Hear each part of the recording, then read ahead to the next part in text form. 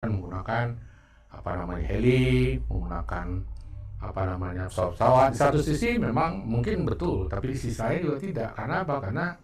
Karena dia kebakar itu biomasa dengan kedalaman tertentu. Kemudian di atas permukaan itu masih tersisa log yang bekas terbangan dulu, sehingga ketika kebakaran terjadi, suhunya itu bisa lebih dari 1000 derajat Celcius.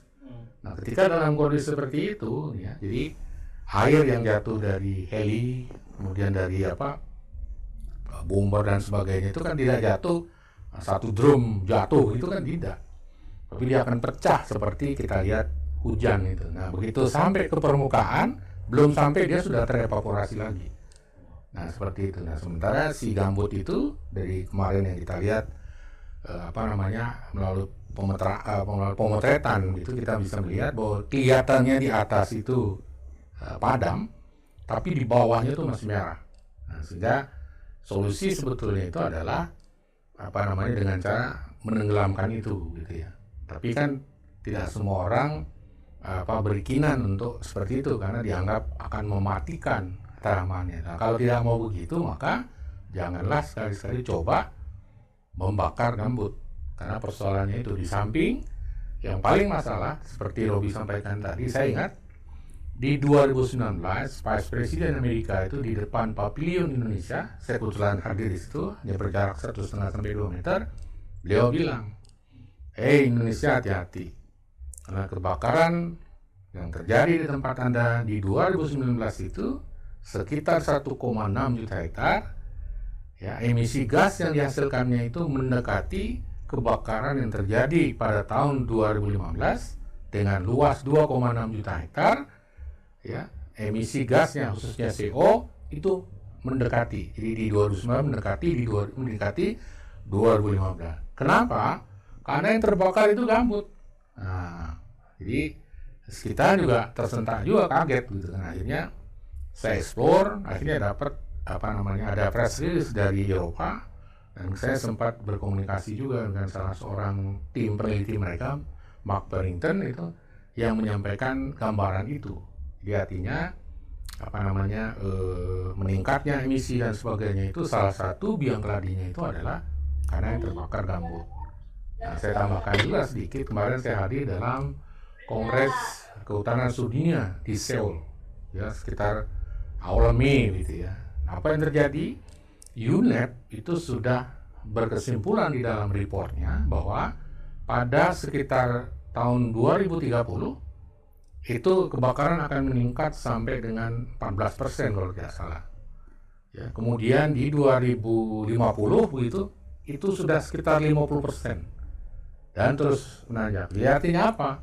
Artinya tantangan itu akan makin besar ke depan itu. Nah, selama kita tidak menganggap itu persoalan dan bukan persoalan serius, yang ke depan justru menjadi masalah besar. Nah, seperti itu yang cerita yang dari UNEP bahwa 2030 kita akan mengalami kebakaran tinggi, itu menarik, Prof. Apalagi kita memiliki komitmen penurunan emisi 2030 atau yang lebih dikenal _net_sing 2030. Nah, ini bagaimana, Prof? 2030 meningkat, _net_sing 2030 juga. Ya, justru itulah sebetulnya yang menjadi tantangan kita, gitu ya. Karena apa? Karena orang menganggap bahwa ketika kebakaran itu sudah tidak terjadi lagi di tempat itu, maka urusan selesai. Nah, sementara kita tidak pernah tahu karakteristik manusia yang berada di seputar itu. Makanya saya contohkan tadi di beberapa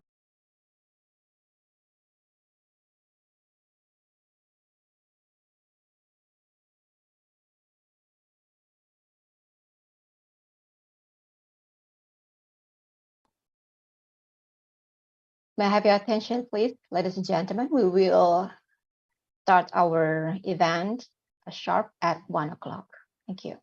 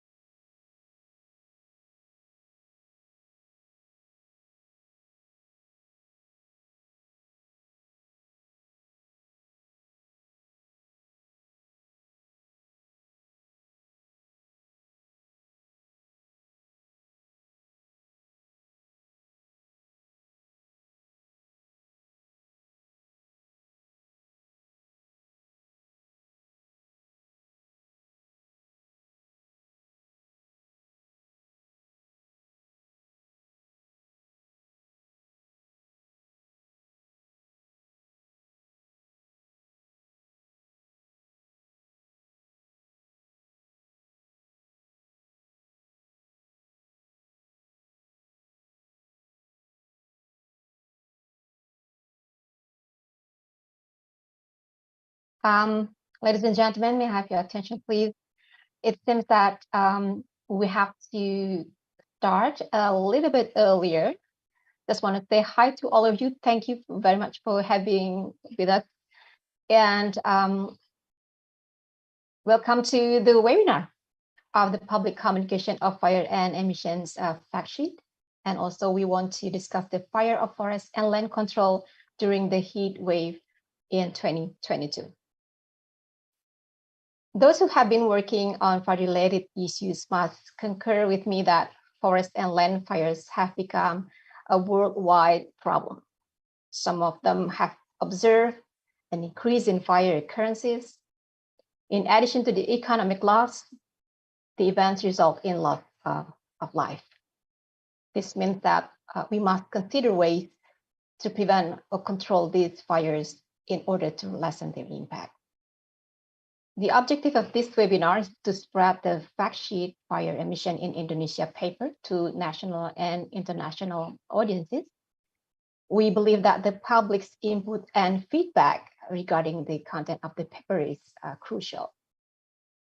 In addition, throughout this webinar, we hope to open your eyes to the fact that fires are not just an issue in one country. For those who do not believe in climate change, it is happening. This year, for example, a heat wave destructed certain countries that were destroyed by wildfires. So in this webinar, we've invited 5 speakers from 5 different countries to tell us how the fires have affected their countries and how they're coping with the situation, including initiatives, mitigation, and so on. And my name is Yrni Petrita. You can call me Yrni. And I will lead our today's event. I can see that some of our amazing speakers have been here. And I say hi to Pak Bambang Hero. And hi, hello, Pak. Hope hello, everything hi, is going. Kip, Yeah. Johan, And others also, here. and also Pak Johan. I call him Pak Johan because I met him. I know that he works in Indonesia for so long. Professor Johan Goldemmer, are you here? Can you hear me?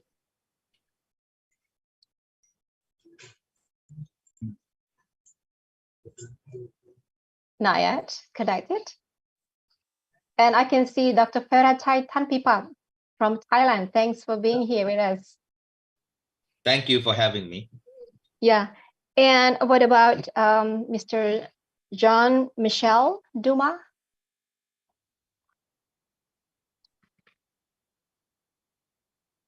Okay, now you're connected, now it's already presented. And can I say hi to Dr. Sundar Sharma from Nepal?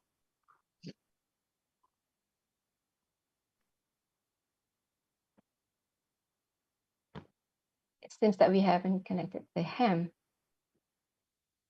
Okay, since Professor Johan Goldemmer, it seems that the problem with us with the international webinar is that we have a different time difference, a little bit longer, especially between Indonesia. And when we are willing to invite someone from the United States, for example, it's really like in the opposite time. So we would like to invite first Professor Johan Goldemmer, if he's already here, to deliver his talk. Hello, yes, I'm here. Do you hear me? Yes, yeah, we can hear you. Okay, good. Okay, are you ready? The floor is yours. Yes, absolutely. Can you authorize me to share the screen? Oh, sure.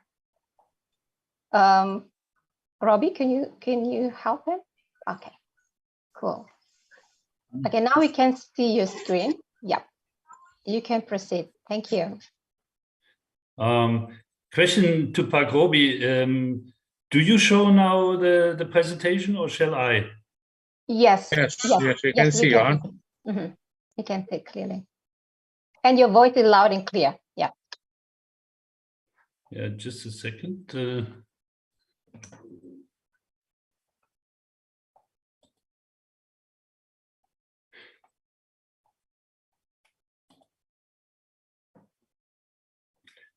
Do you see my presentation moving now?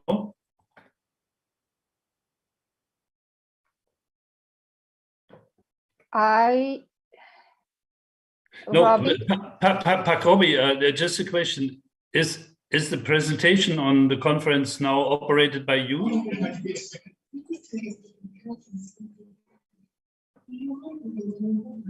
Yes. Okay, Chief. Yes. Okay. Yeah, you can proceed. Okay, so I'm now talking about the heat wave in 2022, and I'm focusing a little bit on Europe in order to give you a impression what the fire situation is there, and also the differences to Southeast Asia, and particularly to Indonesia. Next slide.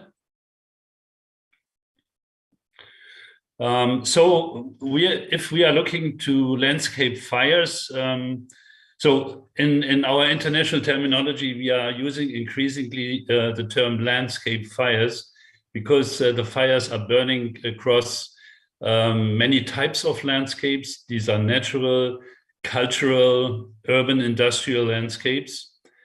And in difference to the terminology of Indonesia, where you are talking about forest and land fires, well, we will see the different aspects in Europe. And we are talking about the community level, the national level, the regional and international level. Next slide. What we have seen this summer of 2022 is a very unusual extreme heat wave. And here we have the Goddard Earth Observation System, which shows the extraordinary heat in July 2022. Next slide.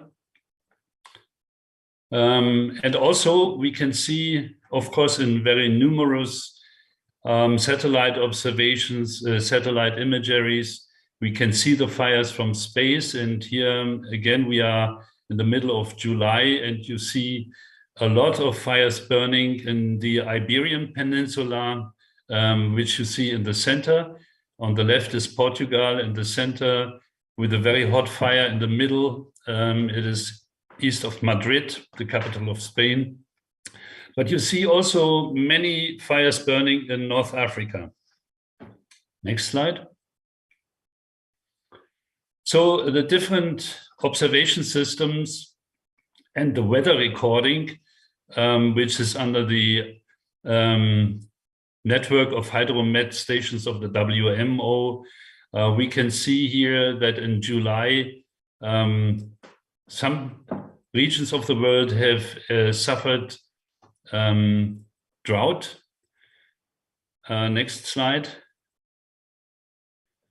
And here, particularly in Central Europe, it was very, very uncommon. Here we have the deviation from the average precipitation between 1951 and the year 2000. And you can see that in the center of Europe, and where it is relatively red, it's more or less location of Germany. You see that we have not enough rain. And also, I must say, the drought, which occurred already in the years before, has very much affected the groundwater level, the water table. So we are also talking about the longer lasting effects, which is important for the health of the forests here in Europe. Next slide. And what you can see here is the result of multi-years of drought. And every year in Germany, there is an investigation of a kind of inventory of ground damages and forest damages. And in last year's 2021 inventory, we can see that 80% of tree grounds in forests in Germany are already damaged.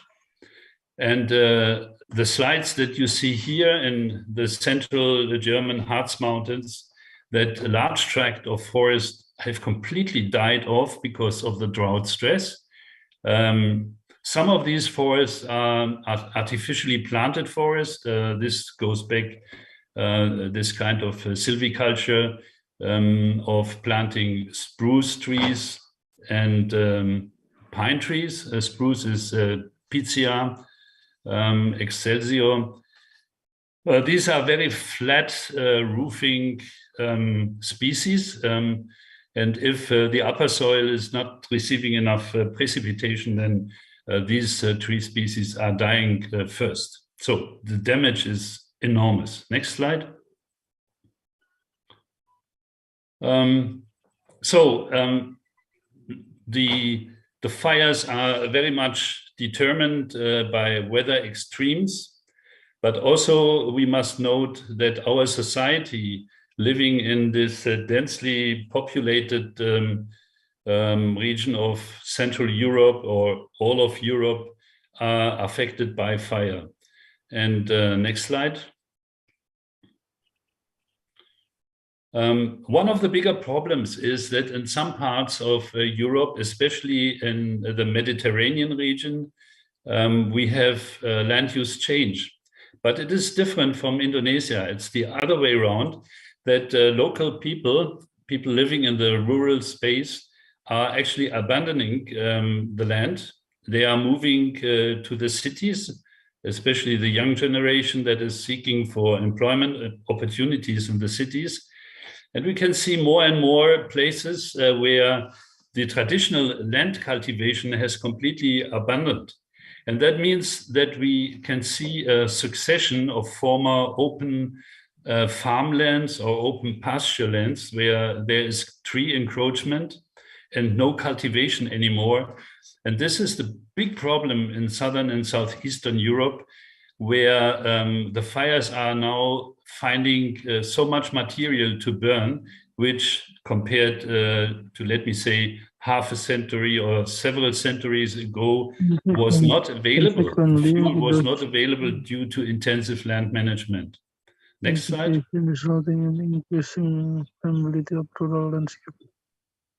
Next. And here we can see the fires burning last month, very close to urban environments. Very often the fires are entering villages and towns which have to be evacuated. Very extreme fires, very difficult to control. Next. Next. But let me also look back like 4 years ago, where in the case of fire burning in the suburb of Athens, the capital of Greece, resulted in the loss of more than 100 people. And you may not imagine, but the 2,500 houses and other structures that were destroyed, all this happened within a few hours in the afternoon. So a very rapid fire, many people had been trapped, and that was the cause of the fatalities. So we can see that the fires are entering the urban fringes and posing an enormous threat to the people who love to live in an environment at the edges of the cities, to have trees around the houses, trees that are then, of course, in the summer are becoming flammable. Next. But also, if you're looking to Central Asia, for instance, to Siberia, where we see fires burning through the forest and also through the open lands. And here, 3 years ago, I have these images from one of the regions in the east of the Lake Baikal, where you see that in 𝗙𝗃 Oblast, the region of 𝗙𝗃, houses are burned severely. Whole villages are completely eliminated by fire. Next. And here, this is how it looks from space. Many of these fires, and here we are in the summer of last year. And next slide. Next. Here we see the same region of Central Eastern Siberia a few weeks ago.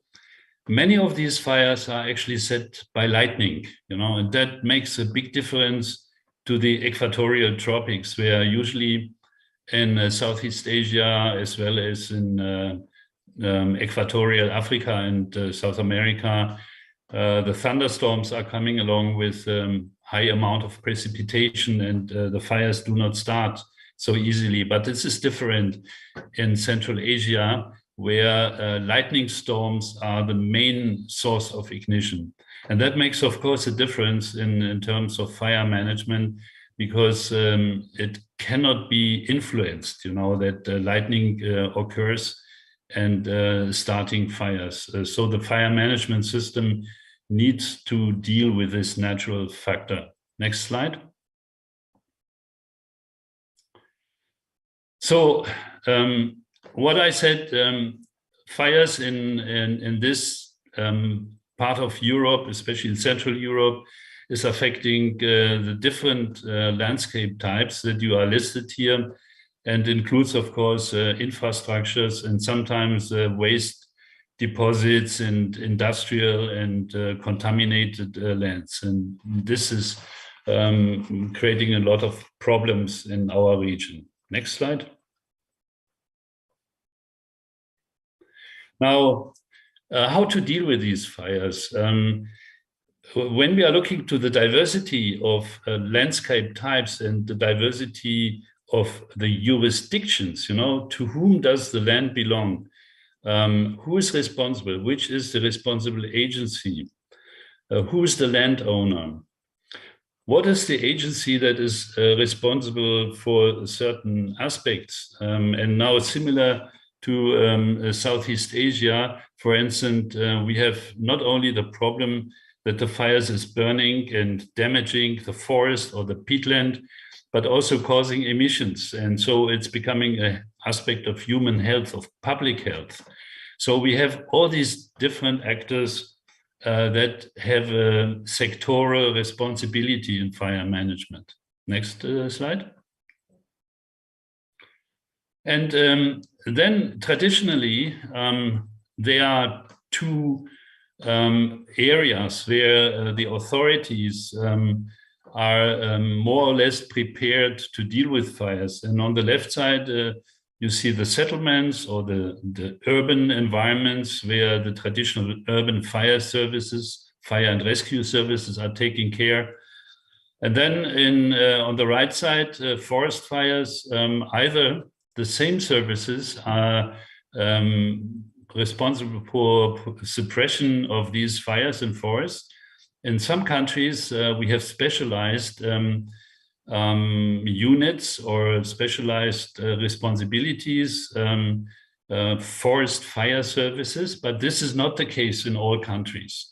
For instance, if you go to California, it's the US Forest Service, the California CAL FIRE, they are responsible for fire management.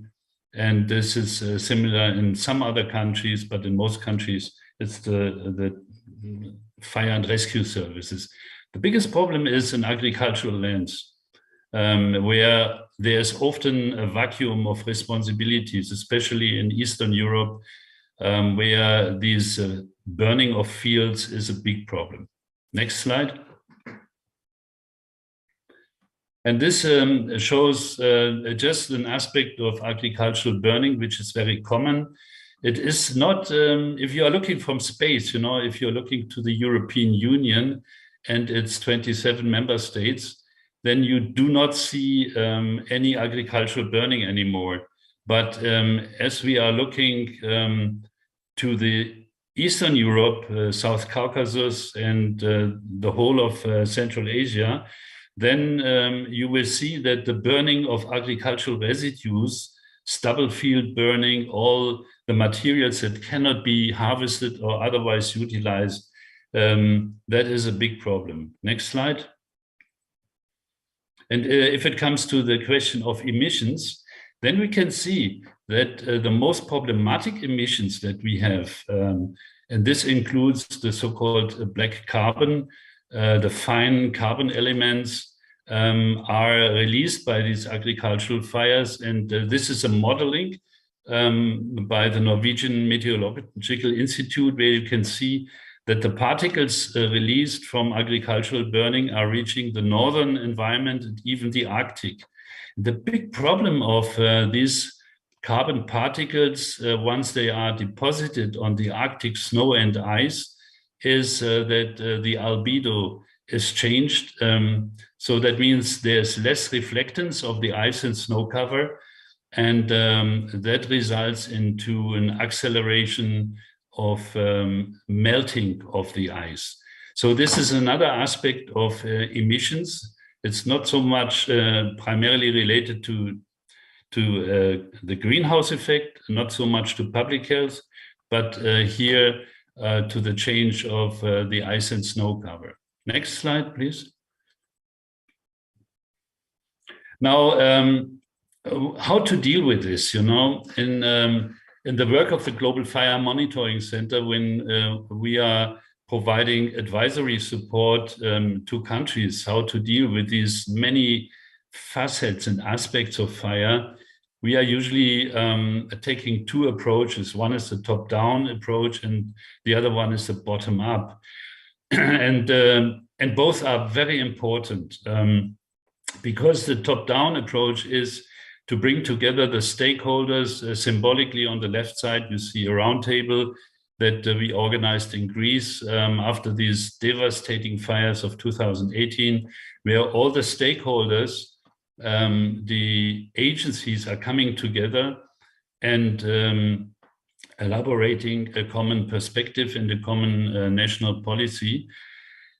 But the bottom-up approach is also very important in order to identify the needs of local communities and also to learn from local communities, because the local communities are the ones who are confronted every day with the fire problem and often have a very good experience in dealing with fire. Next. So, for instance, we started about 10 years ago to develop guidelines, and we called them a little bit different. We did not call them fire management guidelines, but we called them guidelines for the defense of villages, farms, and other rural assets against wildfires. It sounds a little bit paramilitary approach, but in the end, people have to protect their property, because very often the state fire services are not available in every place in the countryside. So next slide. With these guidelines, which we have in different languages, in English, of course, but also in the language of the Balkan region, people are instructed it is told to people, they can read it with illustrations about fire danger during dry spells, about how to protect their houses, how to structure their gardens around the houses to make the houses less flammable. Next slide. Or to take advantage of communication, of public information, to be prepared to save people, especially elderly people, to evacuate, and to have the materials ready to defend the own homes and the gardens and the agricultural fields against fire. Next slide. And in the different cultural contexts, the guidelines are adjusted to the local culture. And here you see the Mongolian version. Everything is different in Mongolia as compared to Southeast Europe. The lifestyle of people, the way of housing, and everything. So, like next slide, please. Here you see the version of the guidelines in Ukraine. So the people reading the guidelines are recognizing themselves, because the houses are built different, the people are wearing different clothes, and of course the language is the local language, so that people can read the guidelines. So this is what we are contributing in order to better prepare local communities, instruct them how to prevent fires, how to defend their own homes against the fire. Next slide. And then comes, of course, the practice. A guideline book is always a theory, but it needs to be practiced. And here you see our regional center in Kiev in Ukraine.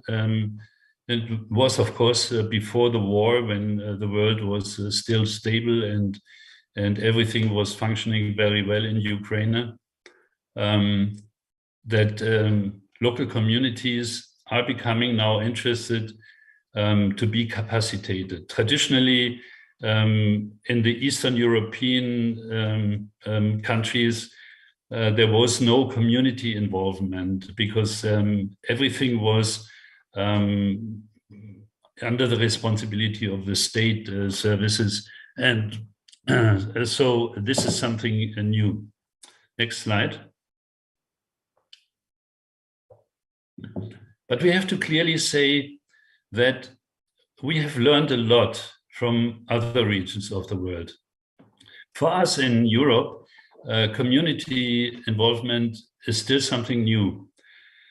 But looking back to the experience, and here I have symbolically displayed the covers of guidelines on the left side from Africa, from Tanzania, on the right side from Indonesia, where starting in the 1990s, a number of integrated fire management projects have been implemented. And you are all aware of the integrated fire management project in Samarinda, in East Kalimantan, and also the projects that have been implemented in Sumatera Selatan. So a lot of experience have been collected in Indonesia, and we are very thankful for this experience of Indonesia that we are now bringing to Europe. Next slide. And at national level, a number of countries are now looking into policies that take all of this into consideration. And in Portugal, which is the first agency that has established so-called Rural Fire Management Agency, which is an agency independent of the sectoral ministries. It is positioned under the cabinet of the government. So it's not under a particular ministry, and it includes all the representatives of ministry and civil society. And other countries like listed here are going the same way. But we are not yet there, you know. It's a long way to go until these integrated cross-sectoral systems are becoming effective. Next slide. But we have some principles, and later after this webinar, you will get the PDF of this presentation, and you can read in the details, which I do not want to read completely now, but the principles, the underlying principles of the opus moderandi of a landscape fire management agency is very clearly transdisciplinarity or interdisciplinary approach, innovative. It has to be holistic, integrated, and inclusive. Next slide. It must be coherent, cohesive, and coordinated.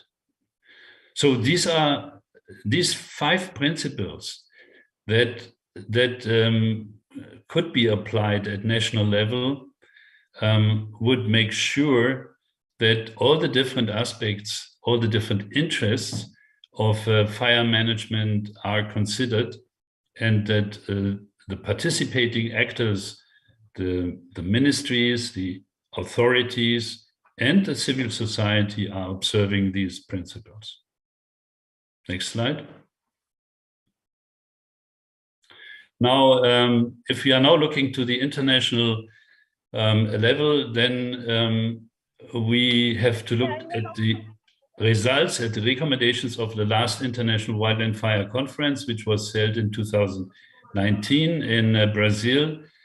And this conference, which is organized every 4 years, and by the way, the next one will be in 2023, next year in Portugal in May 23, was to call for an international instrument, an international agreement on fire management, in order to allow that the countries of the world can participate and share knowledge, expertise, and capacities.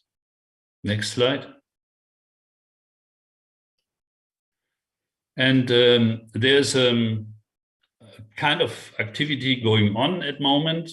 And very recently, the last global platform for disaster risk reduction was hosted by Republic of Indonesia in Bali in May 2022 this year. And here it is where we have proposed to create the so-called International Landscape Fire Management Framework, which is now under review. And we hope that until May of 2023, we will have some results, either by both, the final meeting of the so-called midterm review of the Sendai framework for disaster risk reduction in New York, and at the same time at the Portugal conference, where principles of governance will be presented for fire management at international level. Next slide. So there are a number of actors, and if we are now focusing on the UN family that would or could participate, they are listed here. So we can see that within the UN family, for instance, there are many different authorities, many different actors that are to be involved with the different mandated sectoral responsibilities. Next slide. And let us also look back to the guidelines, the experience that we already have, which are manifested in these guidelines that are listed here, and also addressing ITTO, which is part of this webinar here today.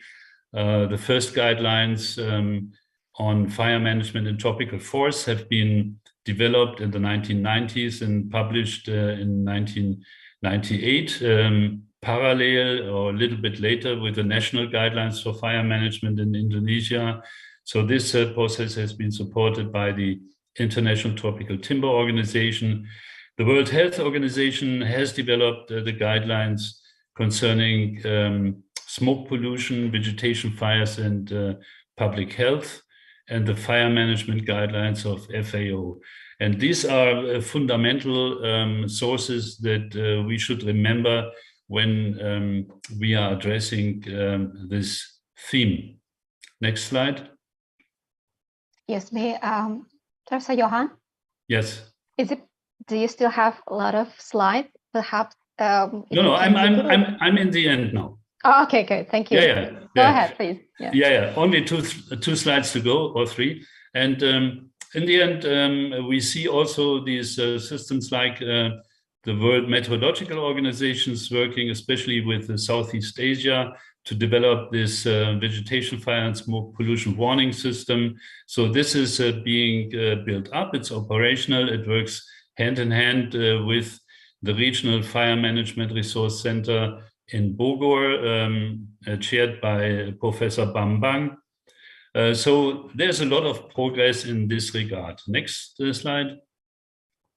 And let us remember also the International Wildfire Preparedness Mechanism, a voluntary arrangement that has been created at in 2013 at a meeting at the United Nations 9 years ago.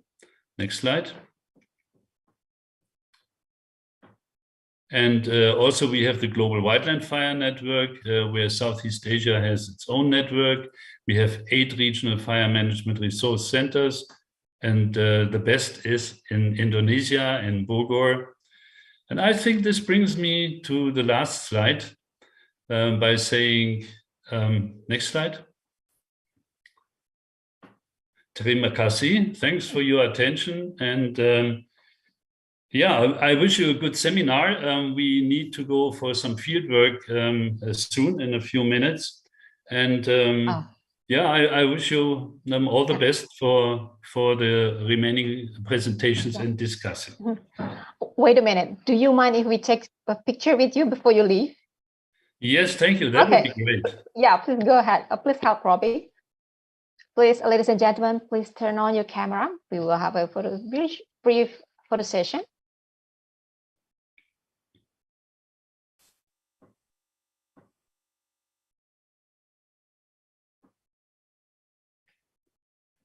I'm happy to see so many participants. Great.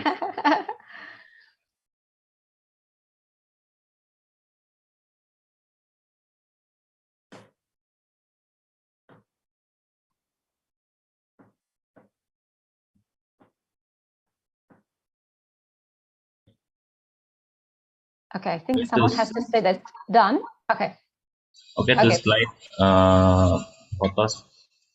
Okay, 1, 2, 3. Okay, cheers. Okay, 2 slides. Okay, 1, 2, 3. Okay, cheers. Okay, 3 slides and 1, 2, 3. Okay, thank you. Thank you. Thank you, Professor Johan. Do you really need to leave now? Because I can see there's 2 questions already pop up. If you no, I have time for the questions. Yes. Okay. What are the questions? Okay, well, but you will stay here, right? But just maybe for 15 minutes, for 10 more, for the next 10 minutes, perhaps. Yes. Next 10 minutes is fine. Okay. Oh, I guess. Yeah. Sorry. So I guess again, this quick question: what is the highlight, the key lesson that the center can share from the recent massive fire in Greece? Do you want to answer this? In Greece? Yes, in Greece. Yeah, there's very important work underway. The fires in Greece, especially in 2021, last year, were very, very destructive. And we could see what I have mentioned, that some regions in Southern Europe, and especially in Greece, are abandoned. People are leaving the countryside and they are urbanizing. And there are a lot of tourists in these countryside regions, like on the island of 𝗙𝗱. But the big problem is the tourism sector is a very important income for local people. But if nobody is cultivating and protecting the land, then we have a problem. You know that, and we could see it in 2021 last year and this year, that the fire finds so much more fuel to burn because the land is not cultivated anymore. And what is the idea? The idea is to restructure, to re-establish the attractiveness of the rural space so that people would find a workplace, they stay there, they continue to cultivate the land, and to make it more resistant and more resilient against fire.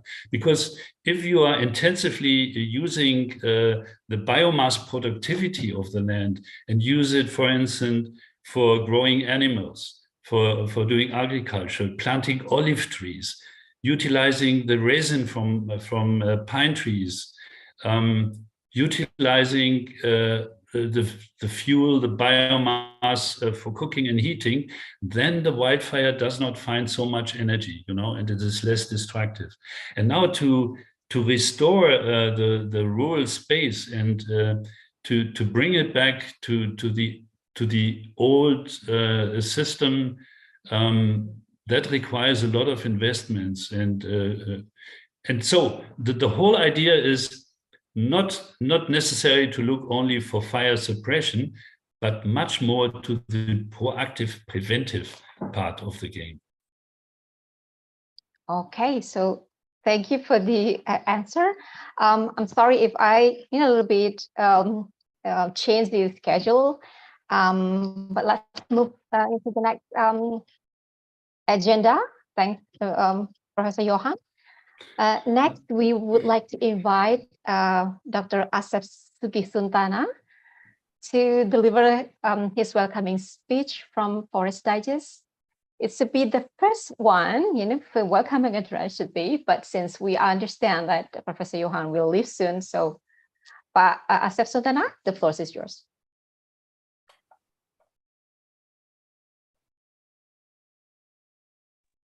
I think I can't hear your voice. Yeah. Okay. Thank you, Ibu Moderator. Assalamualaikum warahmatullahi wabarakatuh. Good afternoon, everybody, distinguished moderator, presenters, and participants.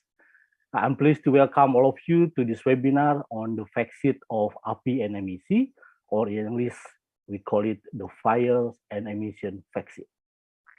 One among other aims of this event has been mentioned by the moderator at the beginning of this webinar, but I would like to mention it again. It is communicating the lembar fakta 𝗙𝗲 and emissive, or the fire and emission fact sheet at both national and international level, and to collect inputs and recommendations from experts and the public.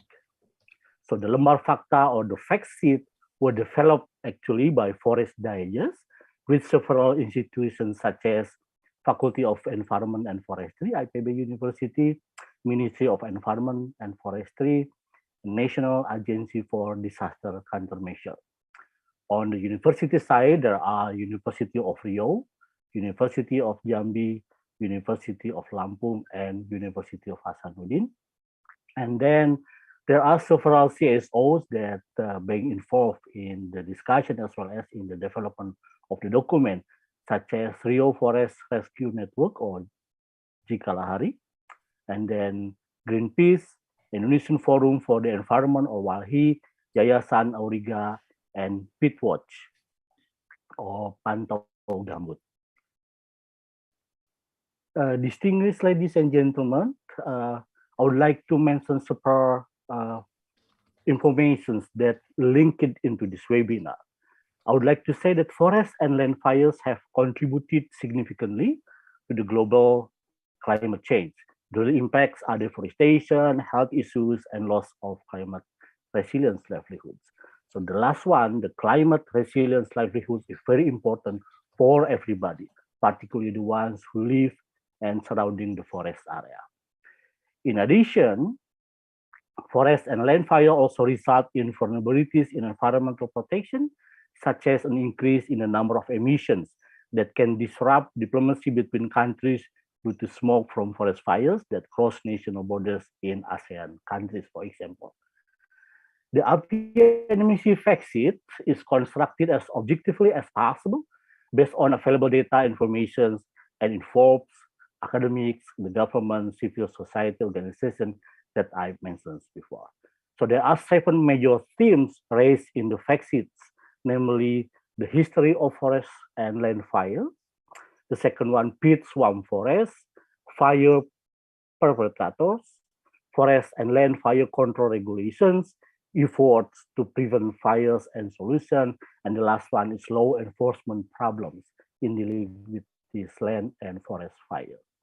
The completion of the fact sheet opens up opportunities for us for public communication activities with the parties, such as that the fact sheet can receive recognition, not only from the government, also from the public. And then also, of course, we are going to have several comments, suggestions, even criticism from the public.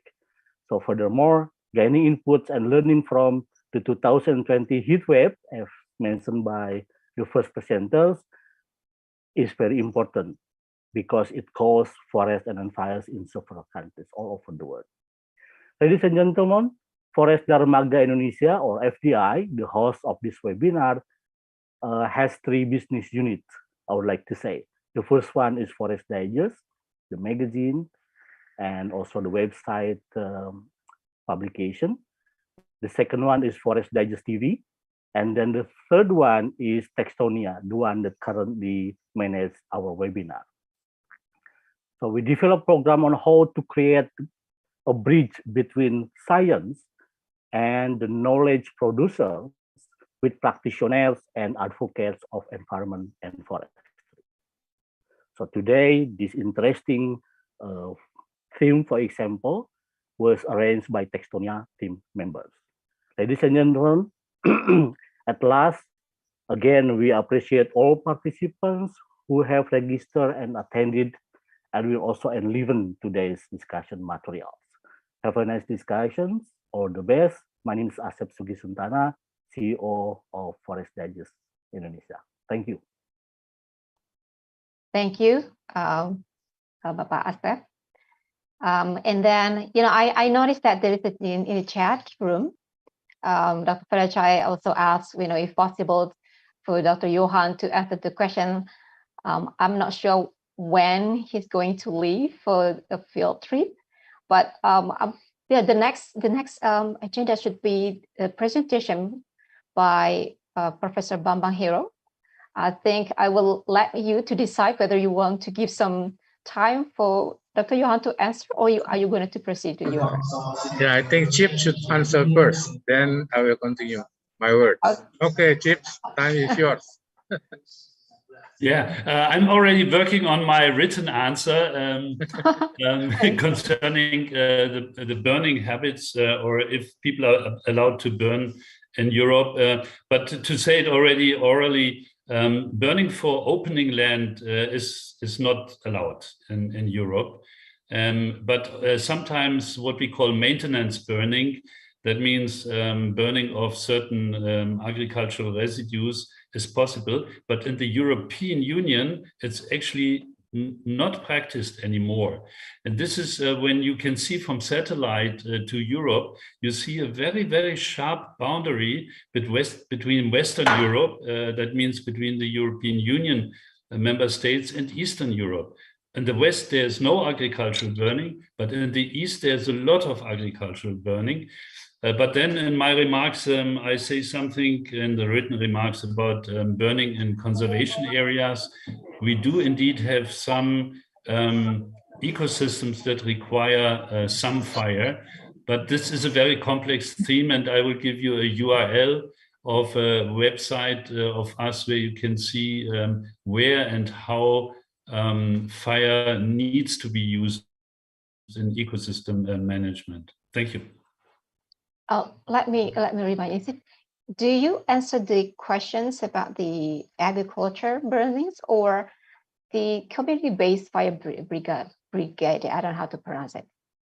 Is it, the question from Dr. 𝗙𝗱 𝗘𝗺𝗀𝗃? No, I've seen the question of Pak Anselmus about open land burning in the chat. Right. So and what was the other question? The question is, do you think the community-based fire brigade work efficiently in the field? You see, I have to give you one quite important information. In Germany, for instance, we are in a very important transition. All rural fire services in Germany are exclusively volunteers. In Germany, we have 22,000 volunteer fire brigades. Can you imagine 22,000 volunteer fire brigades? These are 1.5 million volunteer firefighters. And they are mainly working in the rural space because professional firefighters are usually only in the cities. Now, in Germany, the theme of drought, extreme drought and extreme wildfire risk is something new. So our rural fire services are not yet really prepared for this. And this is the transition, you know, I'm talking about. We are now needing to capacitate our volunteer services to deal also with forest and land fires, you know, and that is something new. It requires new approaches, new methodologies. And now I'm coming back again to the experience of some tropical countries, including Indonesia. I think we can learn a lot from you, because you have been dealing with Manggala Agni, with many things in the local communities since so long time. Your problems, of course, are different from Europe. The fire itself is different, but the role of local communities, that is something where we can learn a lot from each other. Okay, I think the volunteer is something is familiar in abroad, I believe, Pak Johan. But anyway, Dr. 𝗙𝗃, if you want also, you know, later on, if you want to, later on, because volunteer, maybe what she's saying is that they get paid. But in Thailand, mean like volunteer. It's volunteer. They're not gonna get paid for it, so it's kind of a little bit different. Right. So we will talk about it later during the discussion session. So let me invite our second speaker, Professor Bambang Hero from IPB University, Indonesia. Okay, thank you, Dr. Yeni. I am in the airport now. Soon I will fly to Pekanbaru, looking for pit and also restoration. I will say hello to my chief, Prof. Johan, also my great friend, 𝗪𝗃𝗁. It's a long time not to see your face, 𝗪𝗃𝗁, and also 𝗙𝗃 and Michelle Dumas, and also the participant for this webinar. In a couple of minutes, I will share with you what actually is going on about the fires in Indonesia recently. Maybe Robbie can help me for the presentation, please. Okay, this is a title that I changed from the steering committee asked. I'm working at the Faculty of Environment IPB, and also now just mentioned by Johan, I'm the Executive Director of Regional Fire Management Research Center, Southeast Asia, that's established in 2017. Next slide, please. Okay, now we'll see the video. Robbie, video, please.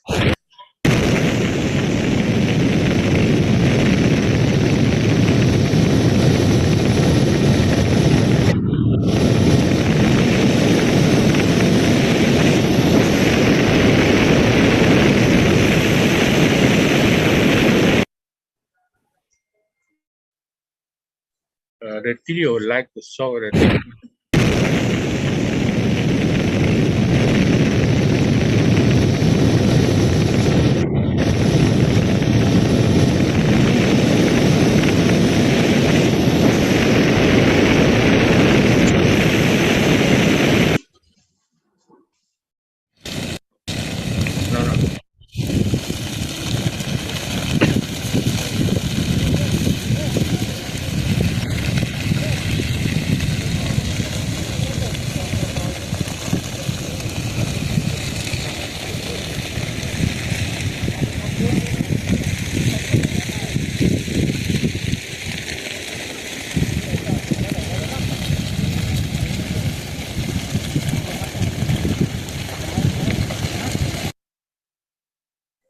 the two videos shows that how the fire occurs in Indonesia. There is 2019 fires that we do hope will never soon again for the next couple of years.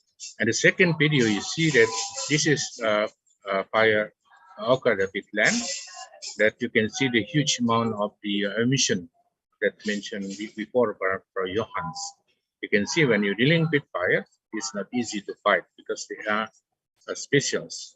And you can see the people here, they're just watching because sometimes they don't understand how to stop because as you mentioned, as we have announced that the one of the important thing, especially when we are talking about greenhouse gas in Indonesia, is the peat fires. So this is again is 2019 peat fires, and we do hope they will never sound again for next couple of years. Next slide, please, Robbie. Next. Okay, this is we have information 2019 where the video shown the situation like that. From here we know that this is on the right side is the fire in 2016. 2019 when the fire is about 1.6 million hectares, but this one, this biggest one, this is it in 2015 with the fire 2.6 million hectares.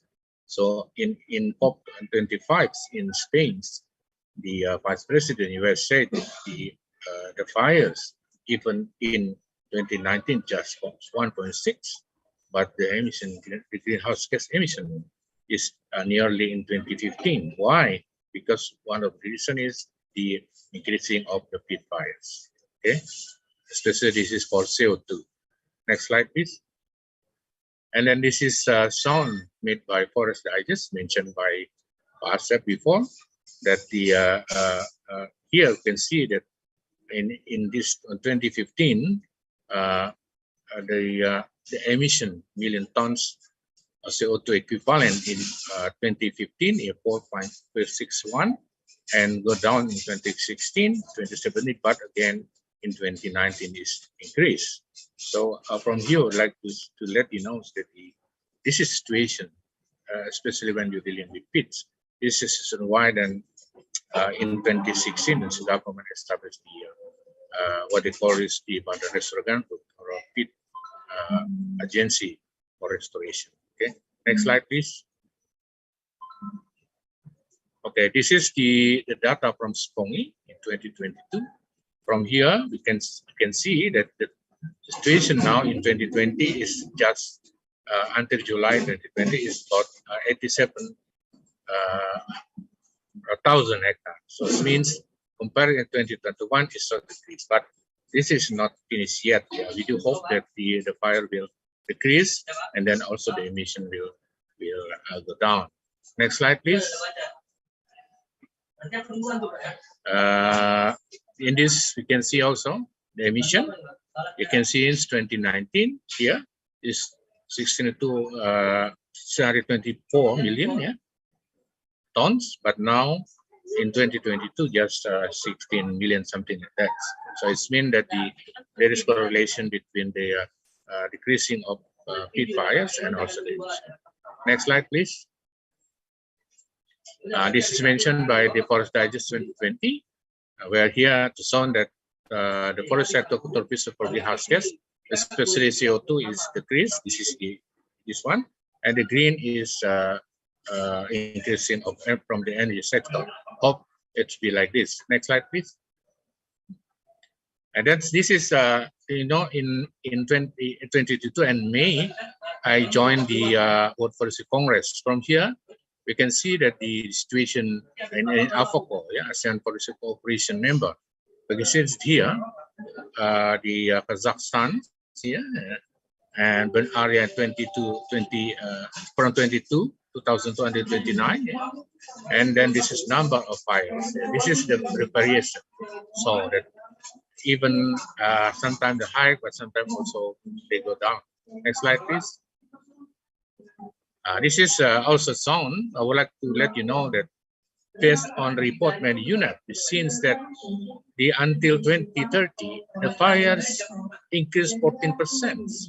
But by 2050, that will be increased about 30%, and 100 will increase by 0%. So it means the fire will grow up. So depending on us, if we would like to stop it or reduce it, then the fire maybe will go down. It will affect also the emissions. Next slide, please, Robbie. This is why then we should care about this, because this video shown that why then wildfire become a threat, a global threat, because they will accelerate climate change.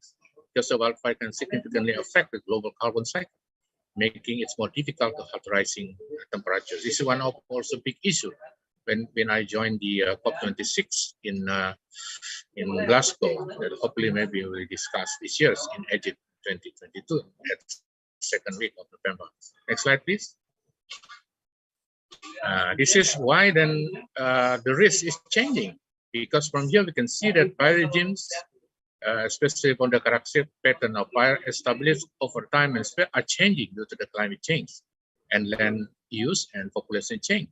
Evidence suggests that wildfire will become more frequent in some areas such as Arctic, Indonesia, and the southern Amazon. So from here written in Indonesia, so this means that maybe one of the crucial aspects is because we have peaked. There will also significant change in burn area in landscape that currently experience burning. This includes tropical savannas and tropicals and temperate grassland, which are predicted to be altered by increasing burning in some areas and reduced burning in others. Next slide, please. Next slide. Yeah, this is what I'd like to see how link each other. This is wildfires. They will increase CO2 and gas emissions, and it will affect the climate change, and then will increase the risk.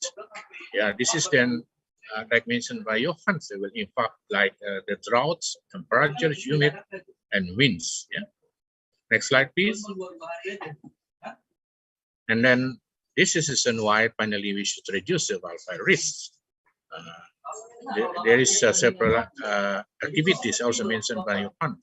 From here we can see that, for instance, like restriction activities might lead to accidental fire ignition, management of vegetation beginning to freeze, management of fires, and etc. Next slide, please. And then this is also unknown uncertainty. What should the plan we should do? So this is the reason why we should know our own fires behavior, etc. Next slide, please. And then in Forest Digest, we actually knows this is the way how we prevent the fire. This is motive, for instance, like land clearing, saving costs on land clearing, rise the pH for peatland, and also the use of pest control, and of course the other is land tenure. Next slide, please. And then this also mentioned the Forest Digest using the fire mode. There is many modes here: land claim, land clearing, etc. So this is one that can be as a reference how to decrease fire, especially in Indonesian cases. Next slide, please. And this is also mentioned human behind of the fire pits from here. Yeah, how the fire starting, and also there is also a problem in water management, and also this link also with mining. Next slide, please. And this is the government, for instance, like from Museum Foreign Policy, they prepared already information from here. This is from Spongy. You can see how the situation today with the hotspot, and also with the groundwater level, and also greenhouse gas emission. This is a part of the response, what they call, what they have done before from the Water Policy Congress. Next slide, please.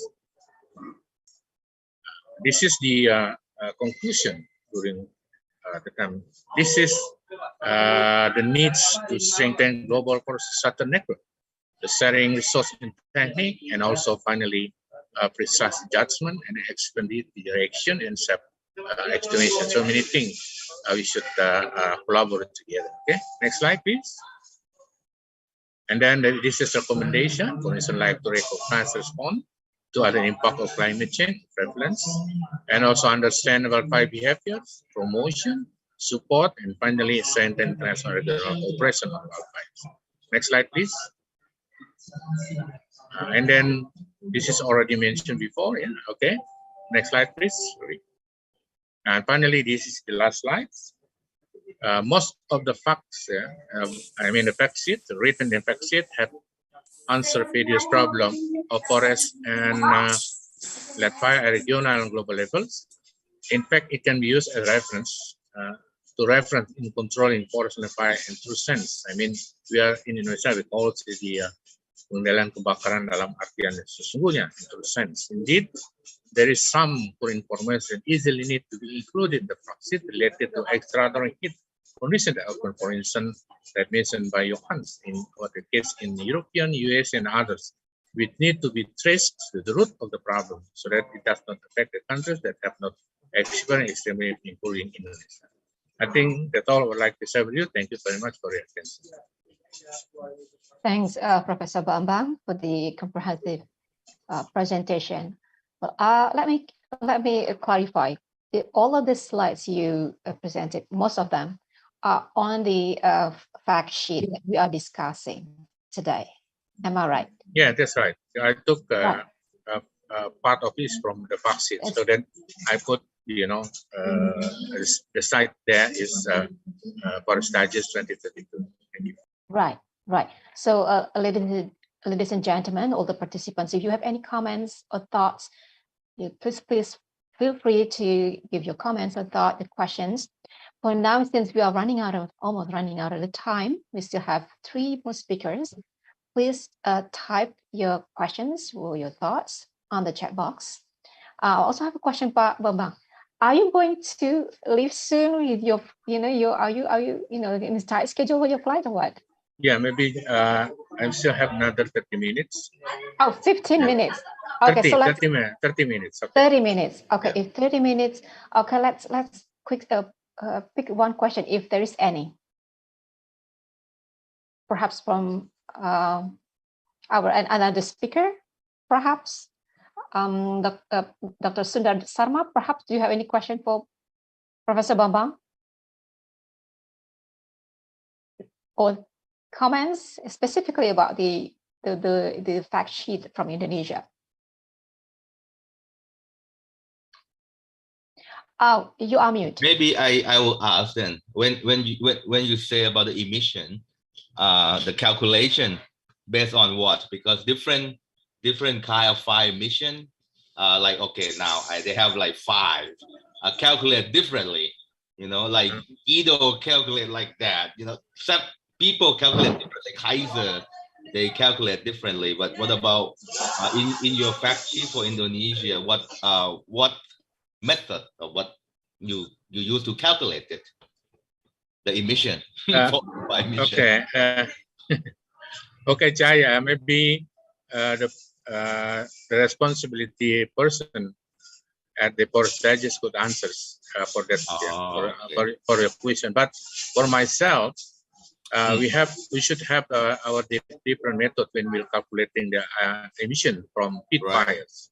Right. Because I have experience when dealing with it using the IPCC. I'm very surprised when they put the combustion factor of peat is 1. So it's meant totally 100% burn. I said no. Because peatland is wet, so combustion factor is might be around 0.7 to 0.8. And also contact with our colleague Bob Carlson. He also complained, Bambang, I don't know why the people put like that in my paper, even though I never said that combustion factor is 1 for the the peatland. I don't know what is going on. Yeah, because so now, the discussion with Bob also I had with him a lot. That's why we have different emission factors. Yes. And the number is different. And that's the big problem, that we need to have the the correct one, or the one that's for Indonesia peat or whatever. But we don't have it. There's like the one for Thailand peat when it's burned, totally different. We are lucky because we have collaborated with university in US and then funded by NASA. We conducted several research, for instance, in 2015 in Central Kalimantan, published in 2016. So now from there we know that if we use the IPCC, so that means that our emission will increase about 30% more. Right. There is another species that increase about more than 80%. So this means something must be revised. And also we got the result just published last month. led by Bob, that the calculation is conducted based on pit fires in Sumatra. So I think I read that. I can send you my. No, I read that already. Okay. 𝗙𝗲. Dr. 𝗙𝗲 sent me. He's like, oh. So you know, I think it's better to use scientific based on the true research, you know. But I saw that Dr. Asep already written the answers. Where they come from? Okay. Okay. Yeah. Thank you. That's all. Uyeni. Yeah. Answer to 𝗙𝗺𝗁. I know. It's really a lot of people are interested in this discussion. I know this is not, this is a communication public, right? So I can't like give a border for the time, but anyway, let's say, I have to keep some question first, and we will invite later, probably one of the, some of the authors of the fact sheet can answer more in detail for the questions, and also can see some questions on the chat box. But let's keep it for a moment. Pak Bambang, hopefully you can answer at least, by email or whatever, if, some of the questions hasn't been answered during this webinar. So let's move. Can I move to the next speaker first, just to make sure that everyone can have some time to okay, talk. No problem. So, okay, let's see my notes. So next speaker, I would like to invite Mr. Jean-Michel Dumas. Wait a minute, I think I lost my document here. Sorry about that. So he's from Regional Civil Protection Expert Singapore and ASEAN countries, TACH, Ministry of Europe and Foreign Affairs branch. Exactly. Thank you very much. Yeah. I should have sent my presentation, but you don't. In case not, I can share my screen. Would you like now to share your own screen, or do you? Yes, I will share my screen. It's fine. Okay. So thank you very much for your invitation. So as you explained, I'm French, and I will talk today about the situation in France due to the heat waves this summer. So as you know, the fire season in Europe and in France in particular, it's from June to September. So it's not yet finished, but we have this year a very strong and bad experience of very heavy fires that I would like to share with you, just to highlight that the battle is never end. In case you have a lot of effort, you can see that you can have many years without any fire, and sometimes 1 year with a very huge fire. So just a few words about the organization and the situation in France. There is a very, maybe 2/3 of France is covered by forest, but the danger was, for the last 100 years, the danger was concentrated in south of France, because in south of France, near the Mediterranean, or in southwest of France, there is more, the summer is more hot and more dry, and the fire appeared during the previous decades, mainly around the Mediterranean, so from the border of Italy to the border of Spain. So very concentrated in a very specific area. And so France has very strong expertise in fire prevention and firefighting, with a lot of effort. We have a team with 250,000 firefighter, professional and volunteers, a fleet of more than 20 aircraft with many helicopters also, and a huge effort dedicated to prevention. So we think that the prevention is well managed in France, but we observed that during this last summer, a very strong fire appeared. And the scientists said that it's clearly defined, aligned with the climate change. And due to the climate change, the continent, the European continent temperature will increase, and the dryness will also increase. That means that we'll have some forest fires in north of France, which is very unusual for us. And in north of France, the vegetation is totally different and not adapted to dryness and to heat, and so more sensible to fire. So that was the case for this summer. You can see that we had some fire in south, southwest, and in different area of France. So just a picture of the situation in the middle of summer, explaining that the fire danger was very important, and again covering all the France territory, which is very, very unusual, because normally this kind of danger are mainly concentrated in the south. And so this year we have a very high fire danger concentrated in all the states, which was very unusual, with only one exception on the east, because on the east there is a mountain in Alps, and so in the Alps it was very quiet. So just also to say that there is a lot of variation in France of the fire danger, with some days like the 18th of July, with a very strong and dry day, which was very high danger, and only 3 days after, a very low level of danger. That means that it could change very quickly in France, which is maybe not the same it could be potentially very different in Indonesia, but this is the situation, because we have a lot of influence from the ocean, and so there is a lot of variation of the danger. I would insist of that, because it's one of the issues that we have to share with the public, with the community. So it's very difficult to explain to people that in some days there is no danger, and only 1 or 2 days after, very high danger. It's difficult to explain, because people are living, they are in holidays, they are working, and so on, and so they don't care about forecast. And so we have to be very pedagogic and to explain again. Okay, maybe yesterday you did a barbecue with a fest with your family and so on, but now today the danger is very, very high, and you completely don't know. You don't have to make any fire, which, so it's difficult to explain, and it's one of the issues that we have to share. To answer of a few questions that was on the chat, during the summer, the use of fire to clean the land, it's completely forbidden. So by law, it's forbidden, and there is a huge control by the police and so on.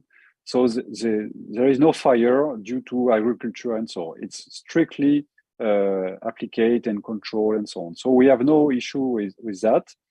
But we have some activities that can initiate some fire. The first, some agricultural activity, for example, when you have to use some machine, and sometimes you have like a hit point in your machine and you can initiate a fire. We have also fire due to the cars and traffic cars, and also cigarette and so on. But normally we don't have any fire due to prescribed to fire initiated by the agriculture, because it's forbidden. So normally it's an accident, or maybe pyromaniac. People were mad and making fire in the city.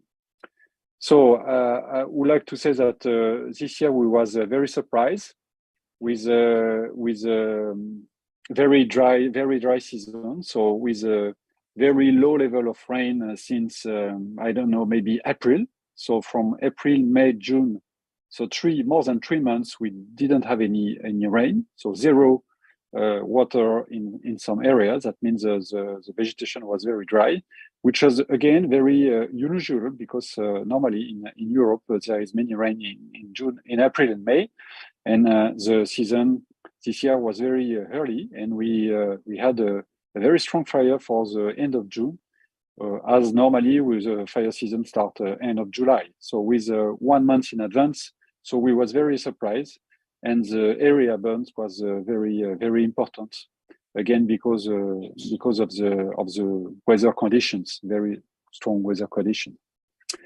So this year we had to face with a very unusual situation, with many fires the same time, the same days, in different locations in France. So normally the fire is located in the same area, and the duration of the fire, even if they are big, could be maybe 3 or 4 days, and after that we have to apply the mop-up and to stay longer, but there is no flame. But this year it was completely different. The one fire on the west coast near the Atlantic Ocean stayed more than 2 months. So we had the fire for 2 months, as normally a fire in France, it's more or less 1 week. With a lot of difficulty to extinguish it, and a lot of peat and a lot of spot fire and so on. Very difficult. And we observe also other fire in Britain, so in north west of France. So with Britain normally is very cold. So in summer, the temperature normally it's 22 degrees. And this year it was 37 degrees. So we had a very huge heat wave covering all the French states. And we have also some fire in the south. So that means that we have to split the resource, the teams, the field teams and the aircraft and so on. We have to split the resource in many places. So again, it's unusual. Normally we concentrate the effort in one fire. And when the fire is extinguished, we go to another fire. So this year we had to split the teams in many fires at the same time. And as the fire was also very strong in Spain, in Portugal, in Italy, we was not able to request some support from this country, which is very neighborhood. As you know, maybe in Europe there is a mechanism for sharing resource named European Civil Protection Mechanisms. And in case of a very large disaster, or forest fire, or earthquake, any disaster, we can request some help from other European countries. So it's very simple. We just have to call Brussels headquarters, and then you have some support. And normally in summer season, we share the helicopters and aircraft and teams from one country to another to extinguish the fire. But this year it was not possible because the teams of Italy and Spain was on the fire in this region. So again, it was completely unusual to have a very strong forest fires season in many countries in Europe at the same time, clearly at the same time. So I would talk maybe with a focus on one heavy fire in southwest of France near Bordeaux. Maybe you know Bordeaux for the wine and so on. But Bordeaux, it's also well known for the silviculture.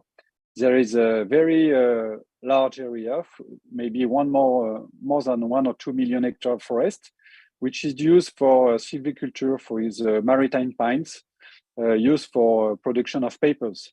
So it's very, very large area, and there is alignment of many trees for 100 kilometers of forest, so very, very large one.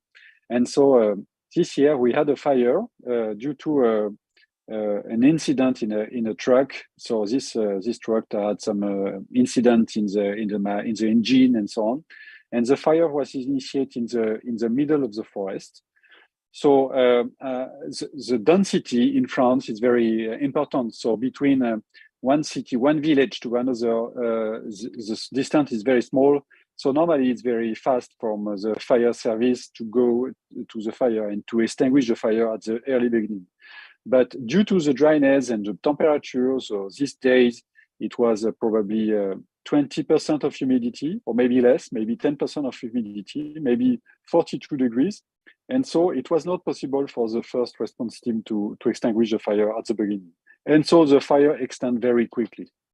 And so this is the first day of the fire. So you can see it on the satellite picture that in more than 1 day, the fire was thousands and thousands of hectares and covering a very huge area of forest pine. So you can observe also the typology of the forest with a lot of silviculture, some villages here with camps and also one military base and the ocean. So a big area, but with a border with the ocean and the city. So this is a picture where you can clearly see the dimension of the forest and the alignment of the forest. So there is only a few tracks used by the agriculture to manage the forest. And so due to the huge concentration of pines, the fire can spread very quickly. Normally, it's not an issue because the humidity in this area, it's normally 60% to 70%. and the fire spread is very low. And so with some Canadair, with some plane, and with some trucks, you can extinguish it quickly.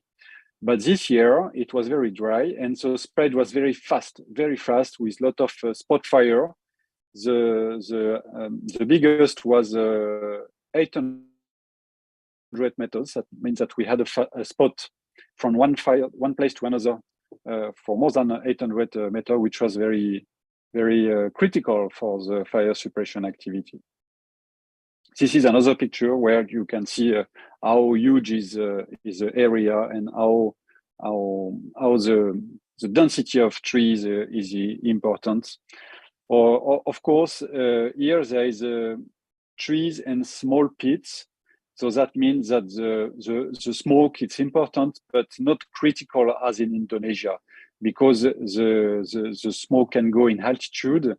And so it's not critical for the responder to extinguish the fires. They can fight without any air protection, which is not the case in Indonesia. So you can see again the element of the forest, the huge and long forests. And so the parcels that burnt and the areas that have been protected by the firefighter in the field. So the tactics is in France, it's to use EV trucks and to deploy EV trucks in a tracks and to make like lines to try to in the border of the fire in order to reduce the front line. So we attack the fire by the border, by the two sides, right and left, not in the front because the front is too heavy. And we try to reduce the fire with the very heavy trucks because there is big trucks, there is many water tanks deployed and established in winter season. So normally with this kind of equipment, it's not so difficult to extinguish the fire. But again, this year it was too heavy and too important to extinguish it. So with many damage and with many incidents. This picture just to explain that the extinguishing of the fire was very difficult. So in orange, you have the fires that appear in early July, and in August, you have the fires that appear in August. And between these two fires, there is more than 1 month. But during 1 month, the fire stay in the pit, in the ground.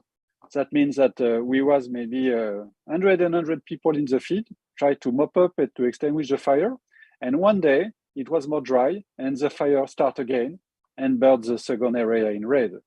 That means that we had to face in the situation that maybe you have more in Indonesia of the fire going on the ground and staying a very long time. And with small winds and some temperature, we have the fire can start again and burn a very large area of forest.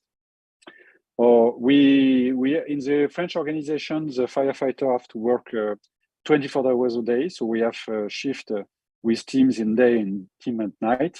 That means that we use the night for the main massive suppression action, because at night the temperature is less important, the humidity is more important. And so we try to push the main action and the big action during the night to try to be efficient and to win the battle before the sunshine. We use this kind of trucks that means that this kind of trucks are able to go in the forest and to attack the fire even if there is big flames. And the trucks is also used for the protection because the people can escape and go inside in the trucks, and there is a water system to protect the trucks against the fire. This is a very important part of the fire, which is a mop-up. Very long time to stay in the field and to organize a mop-up and to stay and to survey and to clean and to ensure that the fire will not come again. During this fire, we use every truck, every resource that we had in the region. So this is a picture of the trucks that normally are used for the airport. And the airport of Bordeaux was just nearby. And so we request the help of this truck to support the fire extinguishing because it was too heavy for the usual resource that we have in France. So this is an example of the communities are involved in the suppression nearby their house. And again, the very important work of fire suppression mop-ups, the clean and the time that you need to stay in the field. Mop-up again with a very, very long time to stay in the field. So I will just highlight the teams that have worked on this very huge fire.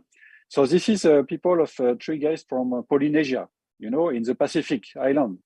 And so we request some support from French overseas territories. And this we had a team with more than 20 people from the Pacific island of Polynesia who came by flight to support this fire.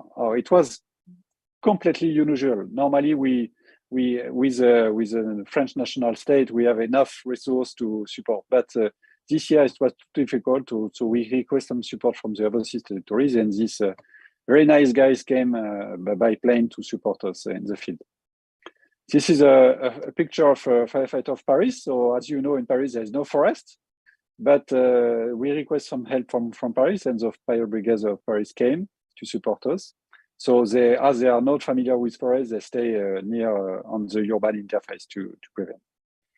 And this is a picture of people from Poland. Poland is maybe 2,000 kilometers from France.